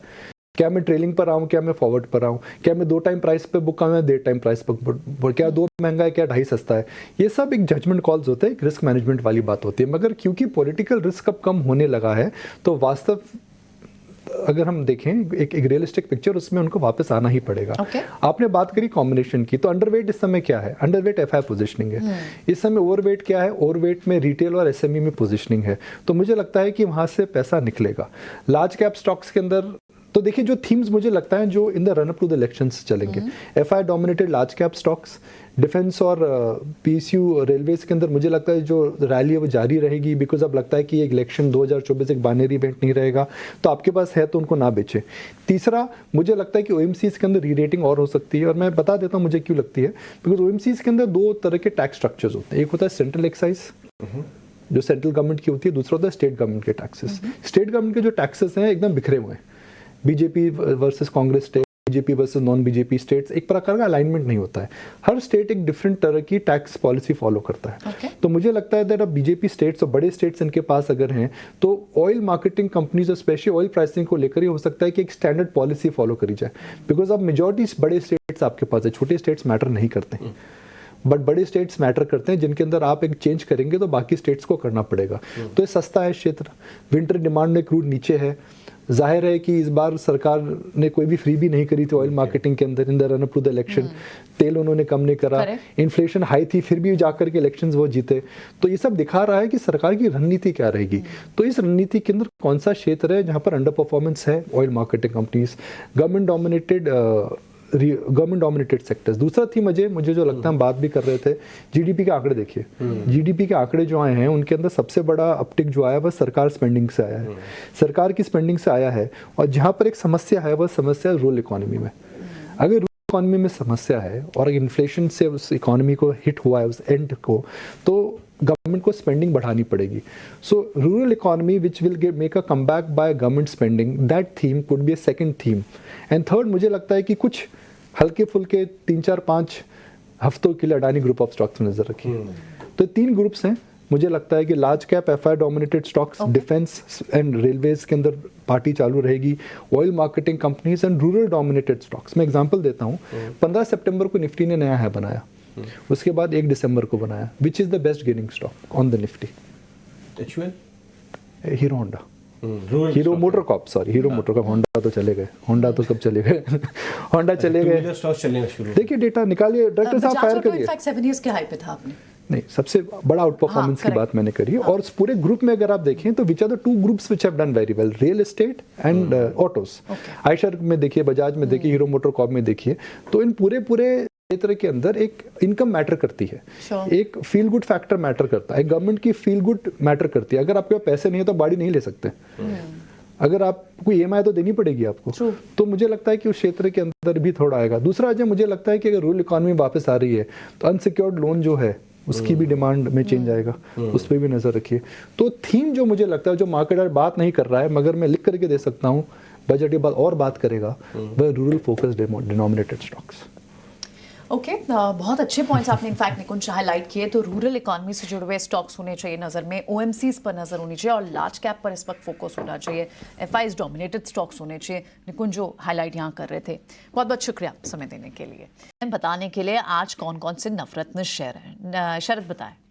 जी बिल्कुल, सबसे पहला स्टॉक रहेगा कैम्स, और यहाँ पे वॉरबर्ग पिंकस के जो आर्म है वो जो है लाइकली 8% स्टेक की बिकवाली आज कर सकते हैं, जिसका डील का वैल्यू 1000 करोड़ का रह सकता है। फ्लोर प्राइस जो है लगभग 9% डिस्काउंट पे है, और ये प्रमोटर के स्टेटस पे जो है वॉरबर्ग पिंकस की ये आर्म है, जहाँ पे इनके पास रफली 20% स्टेक होल्ड करते हैं कंपनी में। दूसरा स्टॉक रहेगा सुज़लॉन एनर्जी, जहाँ पे ब्लैक रॉक ने अनाउंस किया है कि उनका स्टेक सुज़लॉन एनर्जी में 5% से ज़्यादा हो गया, और हाल ही में उन्होंने 25 लाख शेयर्स की जो है एक्विजिशन की है। रेमंड भी फोकस में रहेगा, और यहाँ पे स्लाइड पॉजिटिव न्यूज़ फ्लो आ रहा है माइनॉरिटी शेयर होल्डर्स के लिए, जहाँ पे जो ईटी रिपोर्ट्स का कहना है कि जो सेटलमेंट टॉक्स हो रही है रेमंड के ग्रुप चेयरमैन गौतम सिंघानिया और उनकी वाइफ नवाज मोदी के साथ, अब वो शुरू हो चुकी है सेटलमेंट की बातें, और जो ये बातें हो रही है सेपरेशन के बाद हो रही है। अब बात करेंगे चौथा कंपनी जो फोकस में रहेगा, सीमेंस, और यहाँ पे ऑफ कोर्स इंटर प्रमोटर्स के बीच जो है एक ट्रांसफ़र हो रही है, और यहाँ पे जो डील होने वाली है लगभग 19,000 करोड़ का होने वाला है, और जो प्राइस रखा गया है लगभग 21% डिस्काउंट पे रखा गया, जहाँ पे जो है स्टेक जो है मूव करने वाली हैं। और ये जो डील होने वाली है ये दिसंबर 8 के बाद होगा। 5वां स्टॉक रहेगा टैनफैक इंडस्ट्रीज। हालांकि इसका मार्केट कैप 2500 करोड़ के अराउंड है, लेकिन इंपॉर्टेंटली एस इन्वेस्टर आशीष कचोलिया ने यहाँ पे 1.8% स्टेक की एक्विजिशन की है। हाल ही में लिस्टेड कंपनी आस्क ऑटोमोटिव भी फोकस में रहेगा, जहाँ पे दूसरे तिमाही के नतीजे तो थे largely weak set of numbers आए थे। हालांकि मैनेजमेंट कमेंट्री ने कहा कि फोर्थ क्वार्टर में मार्जिन्स में इंप्रूवमेंट देखने मिलेगा और जो सेकेंड हाफ है ओवरऑल वो फर्स्ट हाफ से बेटर रहने वाला है। इसके अलावा जो 7वां स्टॉक फोकस में रहेगा वो है एल्केम लैब्स, और यहाँ पे कंपनी को जो है 3 फॉर्म 483 ऑब्जर्वेशंस आया है। अब ये ऑब्जर्वेशंस आई है उनकी एपीआई मैन्युफैक्चरिंग फैसिलिटी जो कि मांडवा में लोकेटेड है, और स्लाइट नेगेटिव इम्पैक्ट देखने मिल सकता है। 8वां स्टॉक जो बिग बोल्ड ब्रोकरेज है वो फोकस में रहेगा नुवामा वेल्थ। सिटी का रिपोर्ट आया है, यहाँ पे उन्होंने इनिशिएट किया है और जो लक्ष्य रखा है वो रखा है 4110 पर शेयर का, और वो कह रहे हैं कि एक डाइवर्सिफाइड वेल्थ प्ले है। और अभी हालांकि एएमसी से तो प्रीमियम पे ट्रेड कर रही है, हालांकि लेकिन डिस्काउंट पे ट्रेड कर रही है 361 के साथ। और जो ईपीएस का ग्रोथ है वो 18% का CAGR का ग्रोथ एक्सपेक्टेड है अगले 2 साल में। आखिरी स्टॉक जो फोकस में रहेगा वो है अरविंद फैशंस, और यहाँ पे खबर है कि कंपनी जो है इंपॉर्टेंट आप कह सकते हैं प्रीमियम प्रोडक्ट्स लॉन्च कर रहे हैं अपने प्रोडक्ट लाइंस में, और जैसे अलग अलग ब्रांड्स हैं जैसे कि टॉमी हिलफिगर, यूएसपी, अपोलो, यहाँ पे जो है महंगे दाम वाले प्रोडक्ट्स जो है लॉन्च कर रहे हैं, जहाँ पे आगे जाते हुए मार्जिन्स में इंप्रूवमेंट देखने मिल सकती है। ठीक है, ये नवरत्न शेयर्स थे आज के, और अब शिवांगी शारदा भी हमारे साथ जुड़ चुके हैं। फटाफट से उनसे भी ट्रेडिंग कॉल ले लेते हैं, फिर बाजार खुलेगा। शिवांगी गुड मॉर्निंग, आपकी कॉल्स आज की। Good morning. आज के कॉल के रडार पे मेरा पहला स्टॉक जो है वो अपोलो टायर है। इसमें एक हमने देखा है कि काफी अच्छा कंसोलिडेशन के बाद स्टॉक जो है वापस तैयारी कर रहा है के लिए, कि रिट्रेसमेंट से ही घूमा है, तो यहाँ पे हम एक्सपेक्ट करें कि अच्छी तेजी जो है वो कंटिन्यू होते हुए दिखेगी। गैप अप ओपनिंग हो रहा है स्टॉक में भी, पर नेक्स्ट टारगेट्स जो है वो हम 465 तक के एक्सपेक्ट कर रहे हैं, 440 के एक स्टॉप लॉस के साथ। दूसरा पिक जो है वो मेरा रहेगा LNT पे। ये स्टॉक भी हम देख रहे हैं कि काफी अच्छी तरह से ब्रेकआउट करके एक अच्छे वॉल्यूम्स के साथ इंक्रीज कर रहा है। इनफैक्ट इसके जो पिछले सीरीज के रोल ओवर के आंकड़े थे वो भी काफी पॉजिटिवली प्लेस्ड है। तो स्टॉक कुल मिला के एक अच्छी तेजी एक्सपेक्ट कर रहे हैं हम यहाँ पे। तो इसमें भी of course gap up opening हो रहा है, पर नेक्स्ट लेवल जो है वो हम 3400 तक के लिए एक्सपेक्ट कर रहे हैं, इसमें 3220 के एक स्टॉप लॉस के साथ। ठीक है, तो मार्केट आज ओपन कर रहा है स्ट्रॉन्ग नोट पे, 300 पॉइंट ऊपर खोल रहा है। निफ्टी को 20,600 के ऊपर निफ्टी खुल रहा है, ऑलरेडी हम रिकॉर्ड हाई पर हैं और नया रिकॉर्ड बन रहा है आज। इस गैप के साथ सेंसेक्स भी करीब 1.5% ऊपर। बैंक निफ्टी में भी आज जोरदार एक जश्न देखने मिलेगा। आप बिलीव करेंगे सबसे तेजी से खुलने वाला शेयर है अदानी एंटरप्राइजेज, ये करीब 8% ऊपर खुला। अदानी पोर्ट के अंदर 4% से ज़्यादा की मजबूती।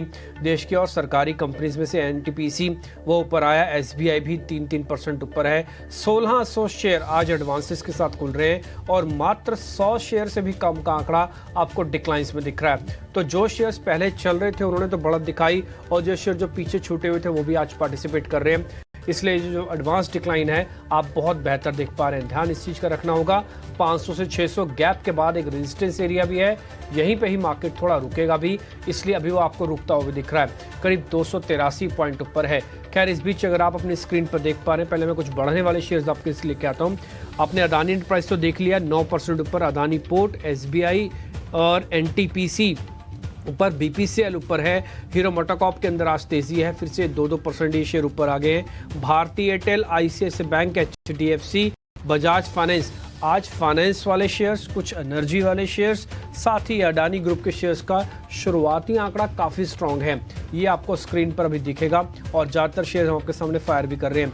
अब आइए, एक भी शेयर, इनफैक्ट मैं बोलूँगा निफ्टी का एक भी शेयर ऐसा नहीं है जो लाल निशान में है। 50 के 50 शेयर हरे निशान में खुले।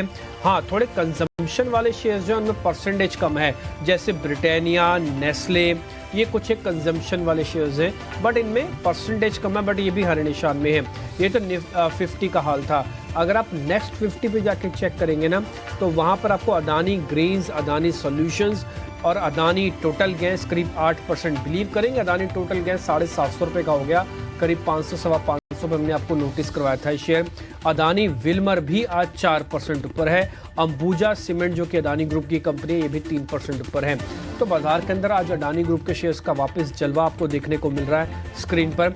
कुछ बैंकिंग है जैसे पीएनबी और साथ ही एसबीआई, ये दोनों सरकारी बैंक ऊपर हैं। एनटीपीसी के अंदर मजबूती थोड़ी बहुत आपको मिलती हुई दिख रही है। अच्छा, एक चीज और चेक कर लेते हैं, नेक्स्ट 50 के अंदर भी एक भी शेयर ऐसा नहीं है जो लाल निशान में हो।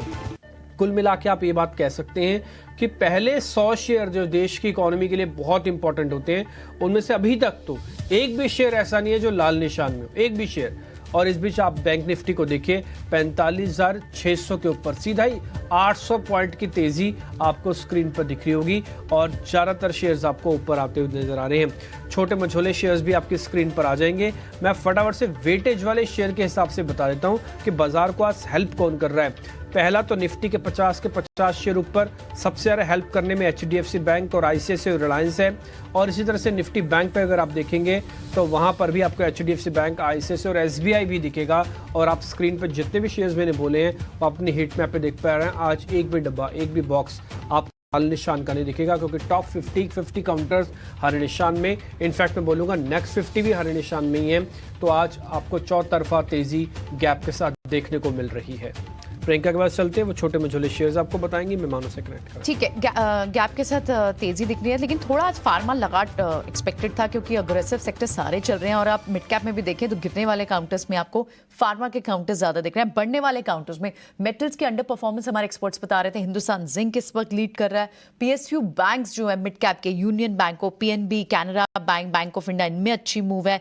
पीएफसी जैसे काउंटर स्ट्रॉन्ग है। अडानी विल्मर आपको 4% की तेजी के साथ दिखाई दे रहा है। तो कई सारी पॉकेट्स जहां पर तेजी है, लेकिन इस वक्त लगातार जो काउंटर्स हैं उनमें कुछ न्यूज भी नेगेटिव थी क्योंकि एल्कम जैसे ऑब्जर्वेशंस थी वहां पर। लेकिन उसके अलावा भी आप एल्कम को देखें, ल्यूपिन को देखें, इप्का लैब, ये थोड़े से अभी आपको सॉफ्ट काउंटर्स भी दिख रहे हैं। फोर्टिस हेल्थकेयर, तो थोड़ा फार्मा आज लगातार रह सकता है क्योंकि लीड दूसरे सेक्टर्स ने। बहुत सिंपल है, डोमेस्टिक ओरिएंटेड स्टॉक्स चलेंगे करेक्ट। और जो यूएस ओरिएंटेड, एक्सपोर्ट ओरिएंटेड, वहां पे मुनाफा वसूली। लेकिन आगे बढ़ते हैं, अपने सारे पैनलिस्ट के साथ बात करते हैं।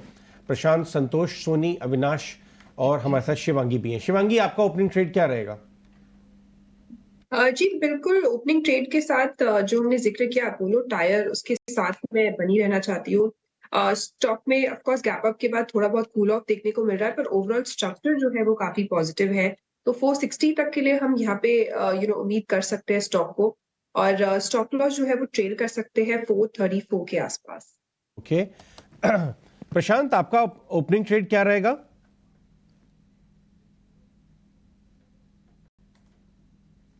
प्रशांत, ओके। कुश हमारे साथ जुड़ रहे हैं। कुश, गुड मॉर्निंग, बताइए आपका ओपनिंग ट्रेड कैसा रहेगा? Very good morning Ajay. मेरा ओपनिंग ट्रेड जो रहेगा वो इंडियन होटल्स पे रहेगा। काफी समय से हमारा इस पे व्यू जो है ये पॉजिटिव बना हुआ है। 430 के रेजिस्टेंस के ऊपर ट्रेड कर रहा है। मेरे हिसाब से यहाँ पे फ्रेश बाइंग इनिशिएट की जा सकती है। आप 438 और 445 के दो जो लेवल्स हैं इनको अपना टारगेट बना के चलें। स्टॉप लॉस जो है ये 422 के करीब रहेगा। अविनाश, आपके रेडार पे कौन सा स्टॉक है आज अभी? इनफैक्ट अजय, मुझे लग रहा है कैपिटल गुड स्पेस में कमिंस एक बहुत अच्छा विकल्प लग रहा है। मेरे ख्याल से काफी समय तक स्टॉक एक रेंज में था, लेकिन जिस प्रकार से अभी गवर्नमेंट की जीत हो गई है, मेरे ख्याल से जो इंफ्रास्ट्रक्चर और कैपिटल गुड्स वाली थीम वाली कंपनियां है वहां पे फोकस करना चाहिए। मेरे ख्याल से कमिंस करीबन 22-2300 का एक फेयर वैल्यू का बन सकता है अगले 12 से 15 महीने के लिए। तो बहुत ही अच्छा विकल्प है। और जो ग्रोथ कमेंट्री मैनेजमेंट ने दी है फर्स्ट हाफ में, मेरे ख्याल से सेकंड हाफ फर्स्ट हाफ से काफी बेहतर आएगा। तो ये एक स्टॉक है जो आपके फोकस पे होना चाहिए और डेफिनेटली खरीदने लायक है। अच्छी खासी कमाई आपको अगले 12-15 महीने में होगी। ओके, एक बड़े गैप अप के बाद थोड़ी मुनाफा वसूली आई है। देखिए, अगर आप निफ्टी को देखें तो 350 पॉइंट ऊपर खुला था, खुलने के बाद ऐड किया था और इस समय 100 पॉइंट टॉप से नीचे आया है। बैंक निफ्टी को भी लेके आइए, हाई था 20,602, इस समय हम 513 पे, करीब 90-95 पॉइंट टॉप से नीचे आया। बैंक निफ्टी को भी लेके आए डॉक्टर साहब। बैंक निफ्टी का 45,760, 45,600 पे भी हम ट्रेड कर रहे हैं। थोड़ा सा ये जो डिप है, देखते हैं ये डिप जो मिड कैप में अच्छी खासी मुनाफा वसूली हो रही है। टॉप गया था 14,500, इस समय हम 14,370 पे। संतोष, आपके ट्रेडिंग आइडियाज? यस मुझे एनबीएफसीज में श्रीराम ट्रांसपोर्ट फाइनेंस अच्छा लग रहा है। श्रीराम फाइनेंस की बात करें तो इसका स्ट्रक्चर अच्छा है, स्टॉक 20 डे मूविंग एवरेज के ऊपर अच्छे से ट्रेड कर रहा है। लग रहा है कि जिसका पुराना हाई था 2050 के आसपास का, वो क्रॉस होते हुए नजर आएगा, तो यहाँ पे खरीदारी करना चाहिए। 2025 का स्टॉप लॉस रहेगा, ऊपर में 2080 का टारगेट रहेगा। ठीक है, सोनी पटनायक का की भी ट्रेडिंग कॉल्स का समय हो गया। सोनी, आपका ओपनिंग ट्रेड? जी मेरा ओपनिंग ट्रेड रहेगा मनप्पुरम फाइनेंस करने में। बाय कर सकते हैं, 162 का स्टॉप लॉस लगा है, 174 का पहला टारगेट रहेगा, दूसरा target 176।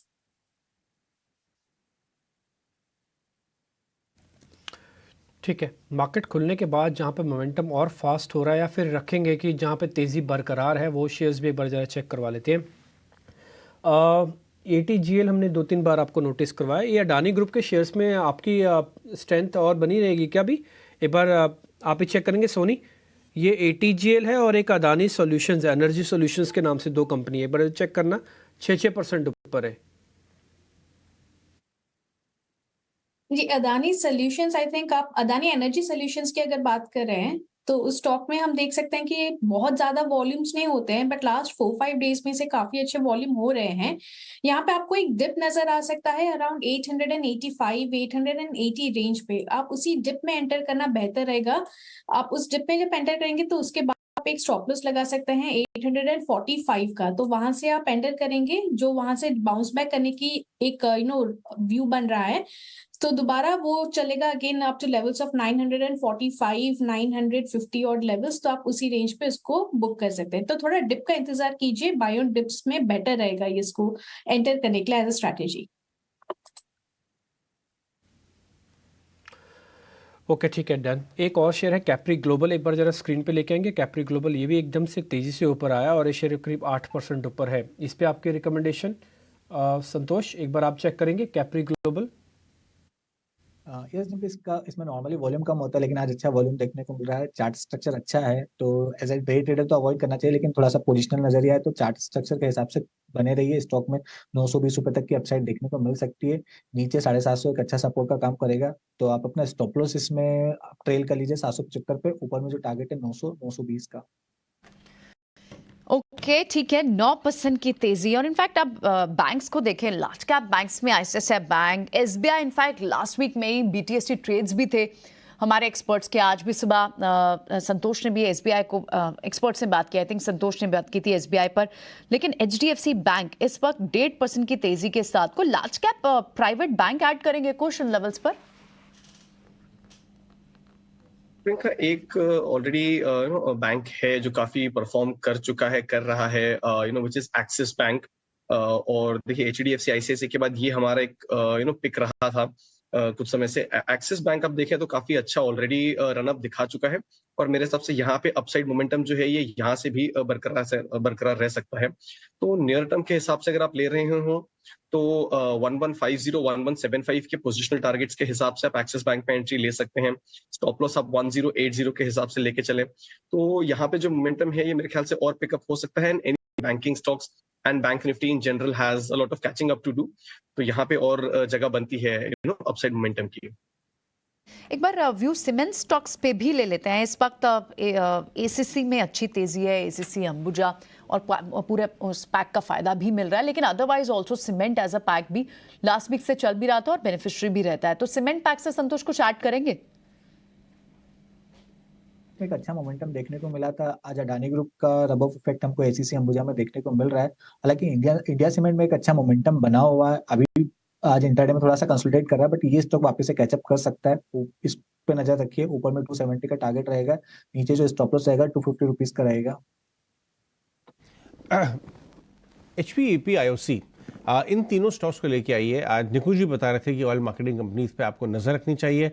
HPEP IOC 4.5%, HPCL, BP और IOC भी आपके स्क्रीन्स पे आएंगे। इन तीनों के चार्ट्स अगर हम देखें शिवांगी, तो आप तीनों में से कौन सी OMCA बेट करना चाहेंगी? जी, अगर हम तीनों के चार्ट स्ट्रक्चर देखें तो सभी में हमने देखा है कि एक गैप अप ओपनिंग हुआ है, पर सबसे ज्यादा सस्टेन होते हुए यहाँ पे ONGC दिख रहा है। तो यहाँ पे मेरी राय रहेगी कि हम थोड़े बहुत पुल ऑफ में इसको ऐड करने की मौके ढूंढ सकते हैं। 205 तक के इमीडिएटली, और फिर हायर पोजिशनल जोन्स पे 210 तक के लेवल्स जो है देखने को मिलेंगे। 195 के एक सपोर्ट को ध्यान रखें।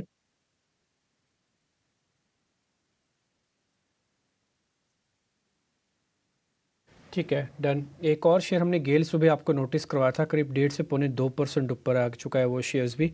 एक बार खुश आप चेक करेंगे, गेल थोड़ा और होल्ड करके रखना चाहिए।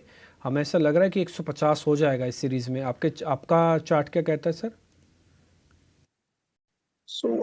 बिल्कुल डिम्पी, होल्ड करके रखना चाहिए। आप देखें जो इसका 85 के लेवल से जो मोमेंटम शुरू हुआ था वो कहीं पे भी थमा नहीं है। मार्केट्स में भी करेक्शंस एंड पॉज देखने मिले थे। एट बेस्ट ये स्टॉक साइडवेज हुआ था, तो वो जो दौर है वो अभी भी आप कहें तो चला रहा है, जो मोमेंटम है वो भी चला जा रहा है। यहाँ पे मेरे हिसाब से फ्रेश पोजीशंस ऐड करना चाहें तब भी कर सकते हैं। छोटे टारगेट्स रहेंगे 143 एंड 147 के, और स्टॉप लॉस जो है वो यहाँ पे आप लेके चल सकते हैं करीब 133 के आसपास। लेकिन ओवरऑल मोमेंटम जो है ये अब भी इंटैक्ट है, ग्रेजुअली ही सही, but the stock is in an up trend and this momentum is likely to continue for the next couple of weeks at least. एक हमने कुछ दिन पहले आपको एक खबर बताई थी सतलुज टेक्सटाइल पे, 58 का शेयर था, 68 का हो चुका है। 10 रुपये आपको मिल चुके हैं इसमें से। हाँ, 50 रुपये वाले शेयर्स में एथिकली 20% से ज़्यादा का रिटर्न आपको दे चुका है एक हफ्ते के अंदर ही। शायद मैंने बृहस्पतिवार को दिया था आपको ये 7 डेज 20% रिटर्न। अब आपकी मर्जी, आप इसे बुक करना चाहें प्रॉफिट बुक कीजिए। अगर आपको लग रहा है कि आपके वित्तीय सलाहकार इस पर कुछ और राय दे सकते हैं तो अपना ले लीजिएगा। हमारे पास जो खबर ये थी कि इनके नंबर्स अच्छे आएंगे, और साथ ही साथ कुछ एक और पॉइंट भी था, भी मैं मिस कर रहा हूँ, और वो चीज़ हमने आपके सामने खबर गरम वाले सेगमेंट में बताई थी। हाँ, कुछ इंस्टीट्यूशनल्स की बाइंग हुई है यहाँ पे सतलुज टेक्सटाइल पे। अच्छा, एक और शेयर है, मेरे को लगता है वो भी धीरे धीरे करके चलेगा, बट आपको उसमें थोड़ी कन्विक्शन दिखानी पड़ेगी। SCC और सुजलोन जैसे, उस शेयर का नाम है IFCI। एक बार सोनी आपको ये शेयर चेक करना पड़ेगा। मैं इस शेयर को लेके थोड़ा रखना चाहता हूँ, और मेरे को लग रहा है कि सरकारी कंपनी, सरकार नए मोड में आ चुकी है। ऐसी कंपनीज को चुन चुन के री रेटिंग करेगी जिन्होंने बहुत दर्द दिया है, या फिर जो कंपनी में पोटेंशियल बहुत है लेकिन उनके शेयर ठीक नहीं है। उसमें से एक IFCI भी हो सकता है। एक बार आप ज़रा चेक करके बताइए, क्या इस शेयर को 25 रुपये, 24-25 रुपये की रेंज में रखना और करीब 40 रुपये के बारे में सोचना गलत तो नहीं है? जी डिम्पी जी, यहाँ से अगर हम देखेंगे तो IFCI में डेफिनेटली एक छोटा रेजिस्टेंस है अराउंड 26.6। वो अगर क्रॉस करता है तो आपको इसमें टुवर्ड्स 30-32 के लेवल्स नजर आएंगे। सो थोड़ा आप वेट कर सकते हैं, अगर ये लेवल क्रॉस करता है तो ही बेटर रहेगा। उसके ऊपर जैसे कि मैंने कहा कि 30 के ऊपर जा सकता है। नीचे के साइड में अगर हम देखेंगे तो अच्छा सपोर्ट बना हुआ है 24, उसके नीचे 22.5। तो ये मल्टीपल सपोर्ट्स बन चुके हैं। पोजिशनल बेसिस के लिए अच्छा है, आप इसको होल्ड कर सकते हैं, बट 26.6 का क्रॉस होने के लिए इंतजार जरूर करना पड़ेगा। IFCI मेटल्स में, और इनफैक्ट 2-3 कॉम्बिनेशन जिसके साथ पॉसिबली दिख रहे हैं। तो जितने भी माइंस है, क्रिटिकल माइंस की ऑक्शन, उसका बेनिफिशियरी मेटल्स और साथ ही PSU NMDC, क्या ये एक अच्छा कॉम्बिनेशन है? इससे क्या एक सीरीज़ के लिए, दिसंबर सीरीज़ के लिए लेना चाहिए? FNO का भी काउंटर है। आप बताएं कुछ NMDC पर क्या? शिवांगी भी है हमारे साथ, इनफैक्ट शिवांगी से बात करते हैं। शिवांगी, NMDC पर ट्रेड लेंगी आप? FNO जी, NMDC की बात करें, हम यहाँ पे देख रहे हैं कि थोड़े बहुत एक स्टॉक सस्टेन जरूर कर रहा है हायर जोन्स पे, पर तेजी जो है वो लिमिटेड यहाँ पे नजर आ रही है। एक सस्टेन्ड जरूर यहाँ पे मूवमेंट देखने को मिला है, पर काफी अच्छा मूवमेंट हमें पूरे महीने में देखने को मिला है। तो यहाँ पे थोड़े बहुत मुझे लग रहा है कैप्ट नजर आ रहा है अपसाइड। तो 190 तक के लिए इमीडिएट है जो हम एक्सपेक्ट कर सकते हैं। 180 के एक सपोर्ट को हम ध्यान रखें। ठीक है, आप इस पे कैप देख रही हैं अभी फिलहाल। NMDC 184 हो चुका है ऑलरेडी। लेकिन दूसरे कुछ और काउंटर्स, PSU बैंक्स में stocks like Canara bank, PNB जैसे बैंक्स, क्या इनमें से कहीं ट्रेड पॉसिबल दिखता है दिसंबर सीरीज के लिए? Soni ji definitely Priyanka ji, I think अभी हम PSU में देखेंगे तो कैनरा बैंक हमेशा एक अच्छा आउट परफॉर्म कर रहा था almost in the last 3 to 4 months। Current level से अगर अपार्ट फ्रॉम कैनरा बैंक हम देखेंगे तो बैंक ऑफ बड़ौदा में भी एक अच्छा अपॉर्चुनिटी यहाँ पे नजर आ रहा है। 200 का जो उसका एक बेस बनते जा रहा है वो अभी भी एक बार उसने प्रोटेक्ट किया था, फिर थोड़ा नीचे आया था अराउंड 190 और लेवल्स। सो अभी दोबारा वो 200 के लेवल्स को क्लेम करने के बाद वो इसको सपोर्ट बना देगा। सो 200 का एक सपोर्ट स्टॉप लॉस आप लगा सकते हैं। एंड ऊपर की तरफ जो उसका टारगेट्स बनेंगे वो है 220 की तरफ। सो 220 का उसका पिछले बार भी एक रेजिस्टेंस पॉइंट था जहां से उसने प्रॉफिट बुकिंग नजर आए थे। सो 220 लेवल्स तक आप इसको बाय होल्ड कर सकते हैं। 220 के अराउंड एक बार प्रॉफिट बुक कर देना जरूर चाहिए। अगर 220 के ऊपर सस्टेन करता है तो वहां से फ्रेश रैली आएगी, बट वो उस पॉइंट पे हम डेटा देखेंगे। अभी के लिए करंट लेवल से 200 स्टॉप लॉस, 220 टारगेट। हमारे साथ बने रहिए, कुछ और बड़ी वॉइसेस, मार्केट की वॉइसेस हम लेके आ रहे हैं आपके लिए, ताकि आप अपना ट्रेड और इन्वेस्टमेंट पोर्टफोलियो सटीक तरीके से बना सकें। हमारे साथ गौतम शाह जुड़ रहे हैं। गौतम, गुड मॉर्निंग, शुक्रिया हमसे बात करने के लिए। 20,600 के आसपास हम आ चुके हैं बड़े गैप अप के बाद। आपके हिसाब से क्या अप्रोच होनी चाहिए इस समय बाजार में? Ajay ji good morning. देखिए, पिछले महीने जब हम 19,000 के आसपास चल रहे थे तो मार्केट में 3 बड़ी हेडविंड थी। एक इंटरेस्ट रेट्स का, एक जियोपॉलिटिकल फैक्टर्स का और एक असेंबली इलेक्शन रिजल्ट्स का। और पिछले 6 हफ्तों में हमने ये देखा कि जो तीनों बड़े फैक्टर्स थे ये मार्केट ने कंटेन कर गया, ये अब निकल गए बाहर। और उसके कारण आई थिंक मार्केट ने इसको डिस्काउंट कर लिया और जिस तरह की तेजी आई आई थिंक मार्केट ये समझ गया था कि ऐसा कुछ होने वाला है। अभी भी जिस तरह की मोमेंटम है काफी अच्छी है, क्योंकि अब 3-4 दिन हुआ है कि बैंक निफ्टी अब चलना चालू हुआ है after 3 months of under performance. और काफी जो शेयर्स जो एक रेंज में थे, आईटीसी पकड़ लीजिए, एलएनटी पकड़ लीजिए, सब चलना चालू हो गए हैं। तो ट्रेंड अच्छी है, मोमेंटम अच्छी है, पार्टिसिपेशन अच्छा है, मिड कैप स्मॉल कैप्स वैसे भी अच्छा कर रहे हैं। तो मुझे लगता नहीं है कि इस महीने तो ज्यादा कुछ नेगेटिव होने वाला है। मार्केट एक अपवर्ड ट्रेजेक्टरी में रहेगा। लेवल्स के बारे में बात करें तो हम लाइफ टाइम हाइस पे है, तो यहाँ पर थोड़ा सा लेवल बताना बहुत डिफिकल्ट होता है, बट स्टिल हमारा वर्किंग लेवल 20,900 से 21,000 है। अभी भी थीम्स में पार्टिसिपेट कीजिए, sugar, power, PSU, infrastructure, IT, pharma, ये सारे जो थीम्स मैंने बताए यहाँ पर अपॉर्चुनिटीज लगती है, तो मार्केट में पार्टिसिपेट करनी चाहिए और हर छोटे डिप में खरीदारी करनी चाहिए।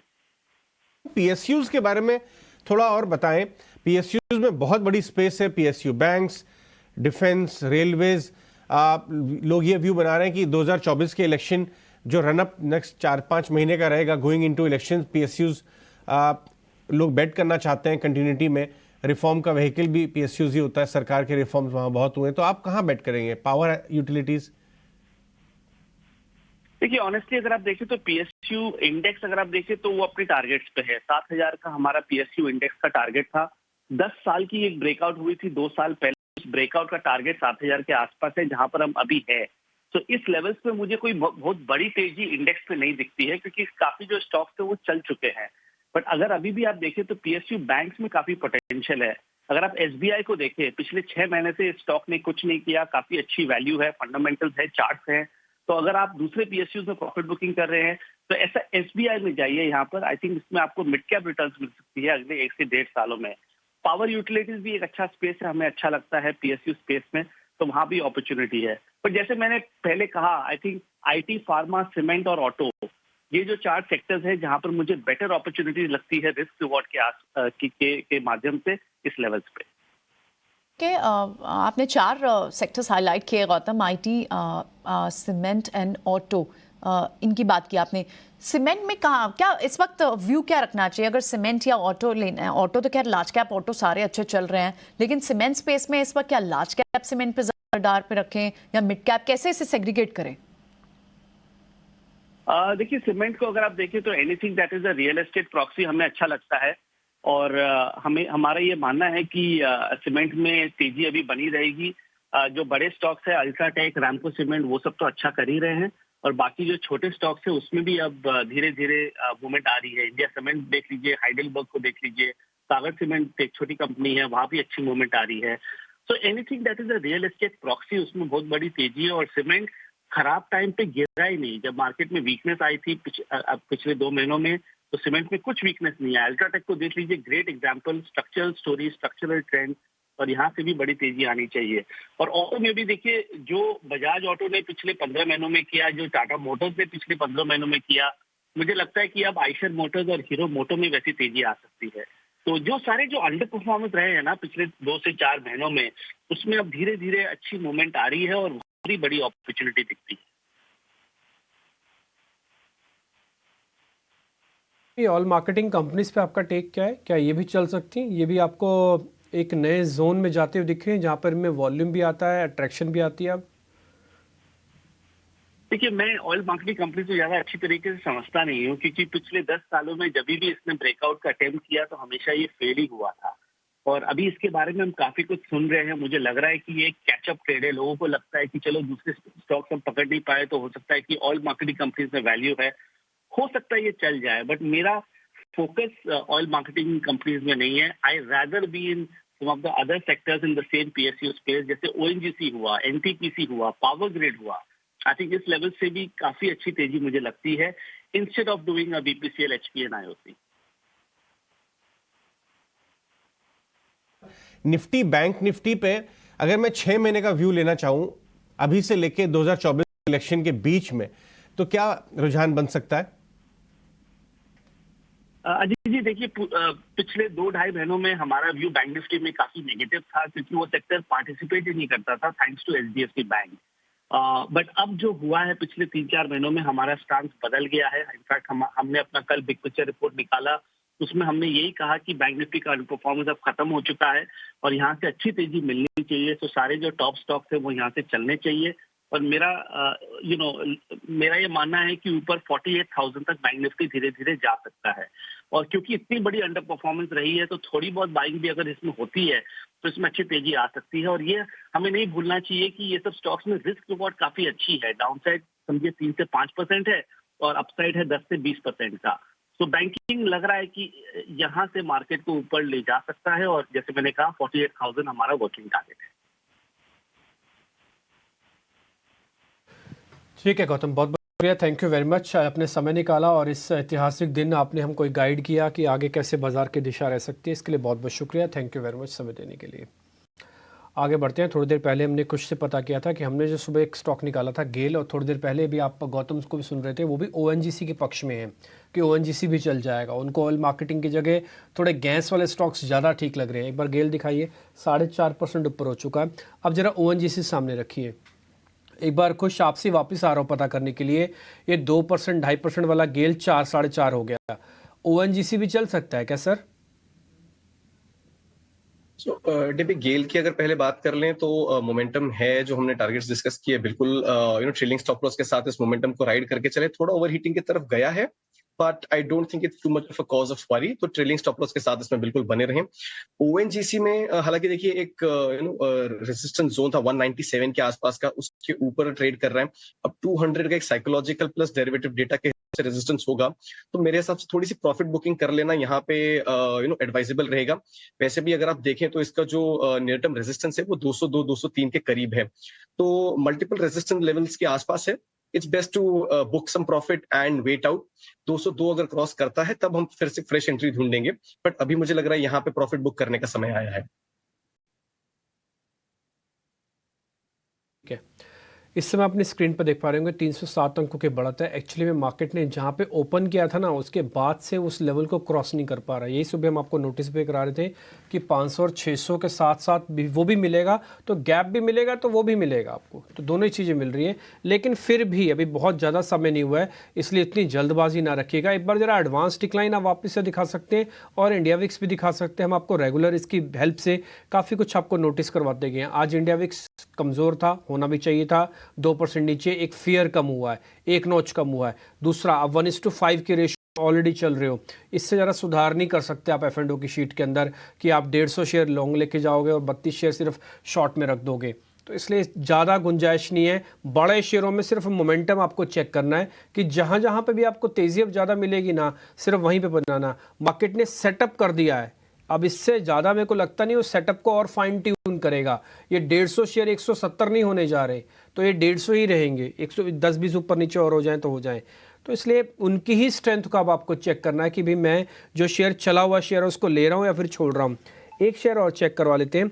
क्या कोई IT कंपनीज में भी री रेटिंग का कैंडिडेट है? इन्फोसिस, TCS से शुरू करते हैं। सोनी, एक बार ज़रा आपकी रिकमेंडेशन, TCS और इन्फोसिस अगले 5 महीने के लिए रखना चाहते हैं चर्निंग के बेनिफिट से, बस और कुछ नहीं? जी डेफिनेटली अगर हम टीसीएस में देखेंगे तो ब्रेकआउट आया तो है नहीं, इनफैक्ट वो एक रेजिस्टेंस फेस कर रहा है कंटिन्यूसली 3550 3560 के एक रेंज में। अगर इसी रेंज के ऊपर ब्रेक कवर करता है, सस्टेन करता है, तो वहां से आपको नजर आएगा 3700 और लेवल्स। 3700 लेवल्स अगेन पोजिशनली के लिए पोजिशनल व्यू के लिए बहुत ही अहम क्रूशियल रेजिस्टेंस बन जाता है। सो 3700 को क्रॉस करना उसके लिए काफी इंपॉर्टेंट रहेगा। वो क्रॉस करता है पोजिशनल वे, जैसे कि आपने कहा है कि 4-6 महीने के लिए आपको लेना है तो उसके ऊपर ही सस्टेन करना चाहिए। Then again we can see levels of 4000 4100 और लेवल्स, वहां तक जाने के चांसेस है। सो काफी रेजिस्टेंसेस है, हर्डल को क्रॉस करना जरूरी है। धीरे धीरे कर सकता है, बट एक 6 महीने के व्यू के लिए अनुसार आई थिंक वो कर सकता है।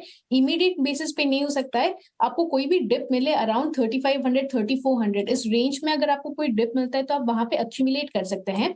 काफी अच्छा सपोर्ट बना हुआ है 3300 पे। सो 3300 का एक सपोर्ट स्टॉप लॉस आप यहाँ पे मेंटेन कर सकते हैं।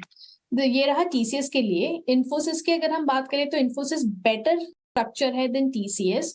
मेरे ख्याल से 1400 का एक अच्छा बेस बन गया है। आप इसी लेवल पे भी एंटर कर सकते हैं। थोड़ा आपको डिप मिलता है अराउंड 1430 के अराउंड, तो भी आप एंटर कर सकते हो। ये आपका एंट्री करने का रेंज रह गया, यानी कि 1460 1430 पे आपका रेंज बन रहा है। आप इसको रख सकते हैं, अक्यूमुलेट कर सकते हैं। इसका एक पहला जो मुझे रेजिस्टेंस नजर आ रहा है वो 1520 है, बट 1520 को वो निकाल सकता है। इनफैक्ट वो इन द नेक्स्ट 3 मंथ्स के अनुसार ही वो निकाल देगा। उसके बाद आपको यहाँ पे एक अच्छी रैली दिखेगी अप टू लेवल्स ऑफ 1650 1670 और लेवल्स। तो आप उसी लेवल पे आप एक बार उसको प्रॉफिट बुक कर सकते हैं। ये रहा आपका ऑलमोस्ट एक 4 to 5 month sort of a view. तो आप इसी लेवल पे रख सकते हैं। टीसीएस बेटर लग रहा है, सॉरी इन्फोसिस बेटर लग रहा है देन टीसीएस। चलिए आगे बढ़ते हैं और हम धर्मेश शाह को भी अपने साथ जोड़ते हैं, आईसीआईसीआई सिक्योरिटीज के चीफ टेक्निकल स्ट्रेटेजिस्ट। और खास बात यह है कि धर्मेश ने एक स्पेशल रिपोर्ट निकाली थी, आपको याद होगा हम लेके आए थे वो रिपोर्ट कुछ 1.5-2 महीने पहले, और धर्मेश ने 21,000 निफ्टी दिसंबर 31 के पहले का हवाला दिया था। अब देखिए मोदी जी का मैजिक तो चल गया, आपकी रिपोर्ट एकदम सत्य हो गई, 20,600 पे हम आई गए। धर्मेश बाबू, यहां से क्या लगता है? Yes, good morning, Ajay. Yes, definitely in market in line with expectations after yesterday strong set big victory for BJP government in all 3 states. I think so that is giving आज market gap up opening हो रहा है। हमें लग रहा है कि market जैसे लास्ट टाइम भी आपके शो में बात हुई थी कि we remain to be structurally positive for the market, and inside the structural bull market you will see the corrections happening 5 to 10%। और वही हुआ, आप देखिए सितंबर अक्टूबर में काफी जियोपॉलिटिकल टेंशंस थी, बट हिस्टोरिकल डेटा जो है, जिसको हम हमेशा टेक्निकल्स में कहते हैं कि हिस्ट्री भी repeat itself may be in some other form, तो वही हुआ इस बार भी। कहीं ना कहीं हिस्टोरिकल डेटा अगर आप देखते हैं तो लास्ट 18 इयर्स में 14 बार ऐसा हुआ कभी भी बाजार सितंबर अक्टूबर में करेक्शंस हुए। Next 3 months on an average return of the market have been around 9%, and that is what exactly happening in the market right now. We believe for the market, यहाँ से हमें लग रहा है कि market should move towards 21,400 is likely target for the Nifty. The reason being, if you look at the market, एक trading range में था 18,800 से 20,200 की जो ट्रेडिंग रेंज थी, 20,200 का ब्रेकआउट पकड़ के चल रहा हूँ, तो टारगेट जो इम्प्लीकेशंस आ रहे हैं कहीं ना कहीं 21,400 के आसपास आ रहे हैं। तो we remain to be positive for the market, और हमें लग रहा है कि यहाँ से मार्केट 21,400 की तरफ आने वाले महीने, मतलब मे be in January will see the target of 21,400।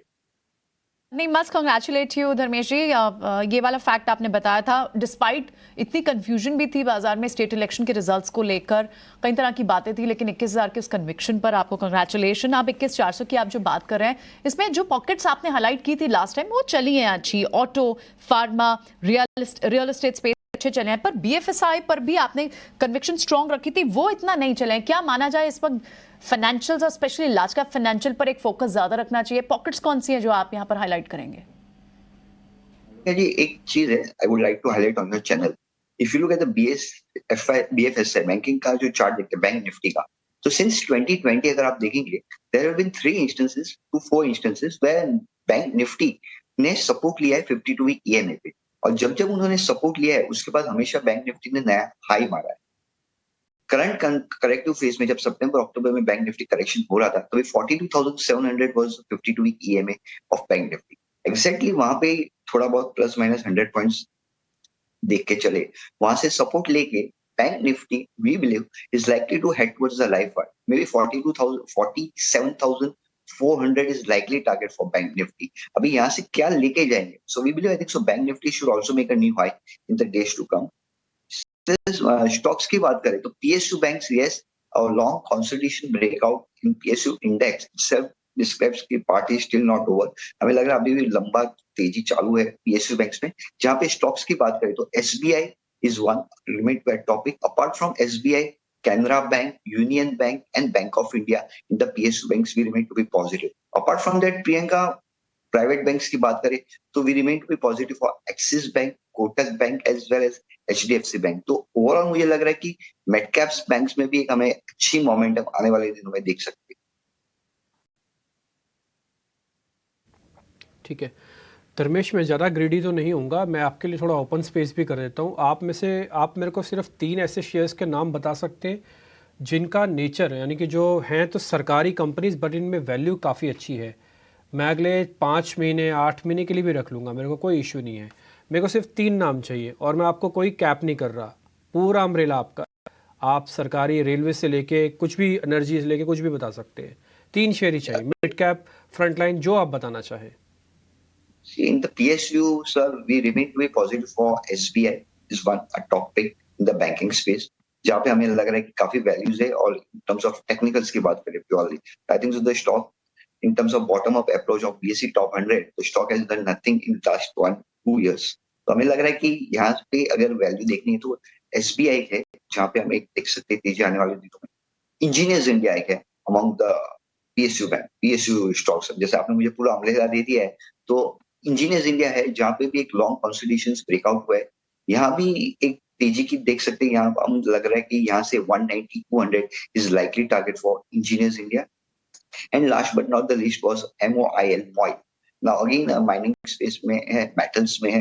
अगर if you look at the chart, longer term picture of the MOIL, the stock has given a long consolidation breakout with faster retracement in technicals. So I think सो मॉइल में भी यहाँ से हम 35 से 40% की तेजी आने वाले 6 महीने में देख सकते हैं। तो ये 3 स्टॉक है, SBI, engineers India and MOIL, where we remain to be positive. ठीक है, इन शेयर की चर्चा कम होती है, लेकिन आप बता रहे हैं तो वैल्यू ऑफ कोर्स इसमें मिल सकती है। और इन शेयर्स के अंदर कुछ ज़्यादा बड़ा मूव आए भी नहीं है। मॉइल, इंजीनियर्स इंडिया हालांकि थोड़ा चला हुआ शेयर है, लेकिन फिर भी आप इसको और बड़ा मानते हैं कि चल सकता है। और तीसरा है SBI। तो 3 शेयर हैं, आप नोटिस कर लीजिएगा। ये धर्मेश शाह ने आपको बता दिए कि अगले आप 5-6 महीने 8 महीने भी रखना चाहें तो 3 ये सरकारी कंपनीज हैं, SBI, इंजीनियर्स इंडिया और मॉइल। इस पे आप ध्यान रख सकते हैं। धर्मेश, बहुत शुक्रिया, थैंक यू वेरी मच आज समय निकालने के लिए, बातचीत करने के लिए, और फिर से आपको बधाई आपकी इस रिपोर्ट के टारगेट हिट होने के लिए। ओके धर्मेश, कुछ कहना चाहते हैं आप? Yeah, I would like to highlight one more sector which I set out, which is the power sector. जहाँ पे if you look at the bigger picture, the sector has not done for long time. 10 साल का breakout यहाँ पे भी आया है। तो यहाँ पे अगर मेरी टॉप पिक की अगर मैं बात करूँ तो NHPC एक है जहाँ 56-57 के आसपास है। Long 14 years decade breakout was witnessed in NHPC. So we believe यहाँ पे भी एक अच्छी वैल्यू हमें देख सकते हैं, जहाँ पे 75-80 is likely target for NHPC for next 6 months. Analyst की पहचान होती है कि आपको रुक के वो बताता रहता है कि देखिए इस शेयर पर ज़रूर ध्यान रखिएगा। और धर्मेश ने भी यही काम किया, हमने इनको थैंक यू कर दिया, लेकिन फिर भी ये आपका हित चाहते हैं, इसलिए इन्होंने रुक के आपको NHPC भी आपके पोर्टफोलियो में डलवाने की बात रखी है। धर्मेश, बहुत शुक्रिया, थैंक यू वेरी मच। ये चारों शेयर्स बताने के लिए, पूछे 3 थे, एक बोनस में मिला NHPC, इसको भी आप ध्यान में रख सकते हैं। बहुत शुक्रिया, थैंक यू वेरी मच समय देने के लिए। आज हम इन स्टॉक्स के बारे में चर्चा इसलिए कर रहे हैं, बात इसलिए पूछ रहे हैं क्योंकि बीजेपी ने जो 3 स्टेट्स में अपनी विक्ट्री दिखाई है उसकी बदौलत ऐसा हुआ। बीजेपी की प्रचंड जीत के बाद बाजार में भी आज तूफानी तेजी देखने को मिल रही है। निफ्टी ने फिर से नया रिकॉर्ड बना दिए। आइए सुनाते हैं कल प्रधानमंत्री मोदी ने बीजेपी की जीत के बाद कार्यकर्ताओं को संबोधित करते हुए बाजार और इकोनॉमी को लेकर क्या कहा था। आज भारत दुनिया की सबसे तेजी से विकसित होती आर्थिक ताकत है। आज भारत का आत्मविश्वास, भारत के लोगों का आत्मविश्वास अभूतपूर्व स्तर पर है। आज भारत में, आज देश में रिकॉर्ड जीएसटी कलेक्शन हो रहा है, कृषि उत्पादन के नए रिकॉर्ड बन रहे हैं, भारत के शेयर मार्केट पर भरोसा चरम पर है, आज भारत के निर्यात के नए रिकॉर्ड बन रहे हैं, यूपीआई ट्रांजैक्शन के नए रिकॉर्ड बन रहे हैं, त्योहारों में खरीद के नए रिकॉर्ड बन रहे हैं, गाड़ियों की सेल के नए रिकॉर्ड बन रहे हैं। आज भारत में सीमेंट प्रोडक्शन बढ़ रहा है, कोयला प्रोडक्शन बढ़ा है, आज भारत में स्टील उत्पादन बढ़ा है, बिजली उत्पादन बढ़ा है। दुनिया भर की कंपनियां भारत में मैन्युफैक्चरिंग के लिए आतुर है। हवाई यात्रा करने वालों की संख्या उच्चतम स्तर पर है। होम लोन में भी, उस सेक्टर में भी बहुत अधिक वृद्धि देखी जा रही है। साथियों, आज भारत का फिजिकल इंफ्रास्ट्रक्चर पूरी तरह से ट्रांसफॉर्म हो रहा है। मोदी जी सारे इकोनॉमिक इंडिकेटर्स का हवाला दे रहे थे, क्यों भारत में इस समय प्रगति और विकास का काम चल रहा है, ये सारे इकोनॉमिक इंडिकेटर्स बता रहे हैं। और अगर हम बाजार की बात करें तो हम वापस से 20,600 के करीब आ गए। जो इंटरडे हाई था 20,602, उससे करीब जा रहे हैं। एक मामूली मुनाफा वसूली डिप आई और वो डिप बॉट हो गई। हमारे साथ हमारे सारे पैनलिस्ट जुड़े हुए हैं, लेकिन मैं जाऊंगा कुछ के पास आइनॉक्स विंड डिस्कस करने। अभी भी कुछ खबर भी आई है आइनॉक्स विंड में नए ऑर्डर की, लेकिन चार्ट देख के बताएं, 300 रुपए का भाव क्रॉस हो गया है कुछ, यहां से क्या व्यू लगता है? अरे कहीं भी कोई साइन नहीं है थमने का या रुकने का। मुझे लग रहा है कि यहाँ पे ये जो मोमेंटम है ये 320 और 335 तक के लेवल्स तक इस स्टॉक को लेके जा सकता है, और जो मेरा स्टॉप लॉस है ये 285 पे लगेगा। दो छोटे से कैविएट में हालांकि यहाँ पे देना चाहूंगा। पहला ये कि डेली बेसिस पे एटलीस्ट ये ओवर हीटिंग के करीब जा रहा है, तो क्वांटिटी थोड़ी कम रखें, बिकॉज ऑलरेडी एक अच्छा रनअप आ चुका है। Not too far back, about 8 से 10 सेशन पहले ही ये करीब 200 के आसपास हुआ करता था। और दूसरा कि वॉल्यूम्स थोड़े टेपर हो रहे हैं, तो मोमेंटम यहाँ पे कंटिन्यू रह सकता है। बिल्कुल आप इसमें पोजिशन बना के चले, लेकिन क्वांटिटी थोड़ी सी कम कर दें, बिकॉज एक ऑलरेडी अच्छा शार्प रनअप आ चुका है। तो हो सकता है कि बहुत ज्यादा बड़ी पोजीशन यहाँ पे लेना वाजिब नहीं होगा, तो राइड करें इसको, लेकिन छोटी क्वांटिटी के साथ। इसकी बात करें, बैंक में तेजी दिखाई दे रही है। प्रशांत, आरबीएल बैंक 240 से करीब आ गया है। इस लेवल से क्या लगता है व्यूज, लेवल्स आगे आने वाले कुछ दिनों में? जी अजय जी, यहाँ पे एक गैप है करीबन 250 के आसपास, 250। तो मुझे लग रहा है ये 254 टू बी प्रिसाइज। तो मुझे लग रहा है ये गैप फिल होने के लिए हम एक टारगेट रख सकते हैं 254, 254 टू 55 का।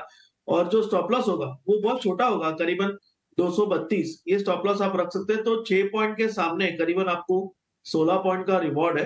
तो 232 स्पॉट क्लोजिंग बेसिस के हिसाब से बाय कीजिए, और टारगेट आपका होगा 254, 254 का।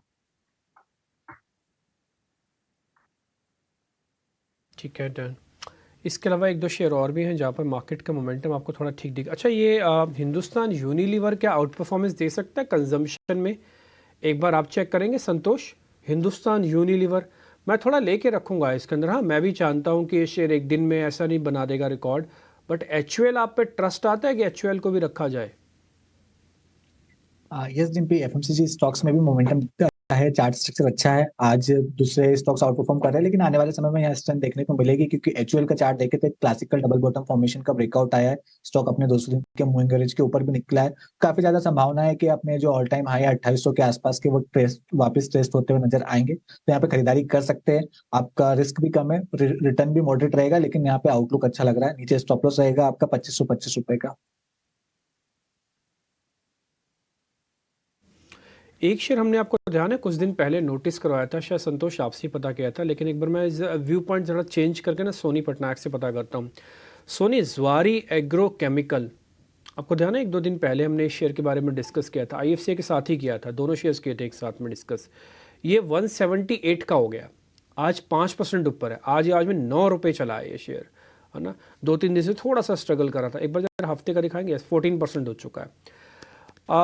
200 हो जाएगा सर ये इसी वीक में, सोनी 200 हो जाएगा इसी वीक में, ज़्वारी एग्रो केमिकल।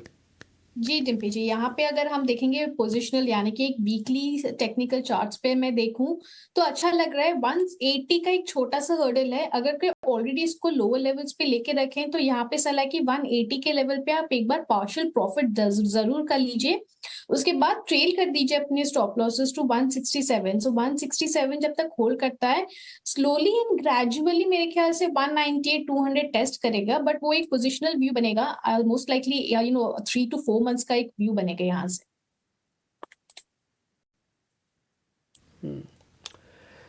एक शेयर हमने आपको सिर्फ नोटिस करवाया था, आपसे ये तो नहीं कहा था कि आप उसको ट्रेड ले लीजिएगा, लेकिन वो बहुत पहले हमने एक बार आपको नोटिस कराया था कि शेयर को अब आप भूलिएगा नहीं। शेयर 10 रुपये से टिकट साइज़ का कम का है, इसलिए मैं बार बार उसको याद दिलाता नहीं।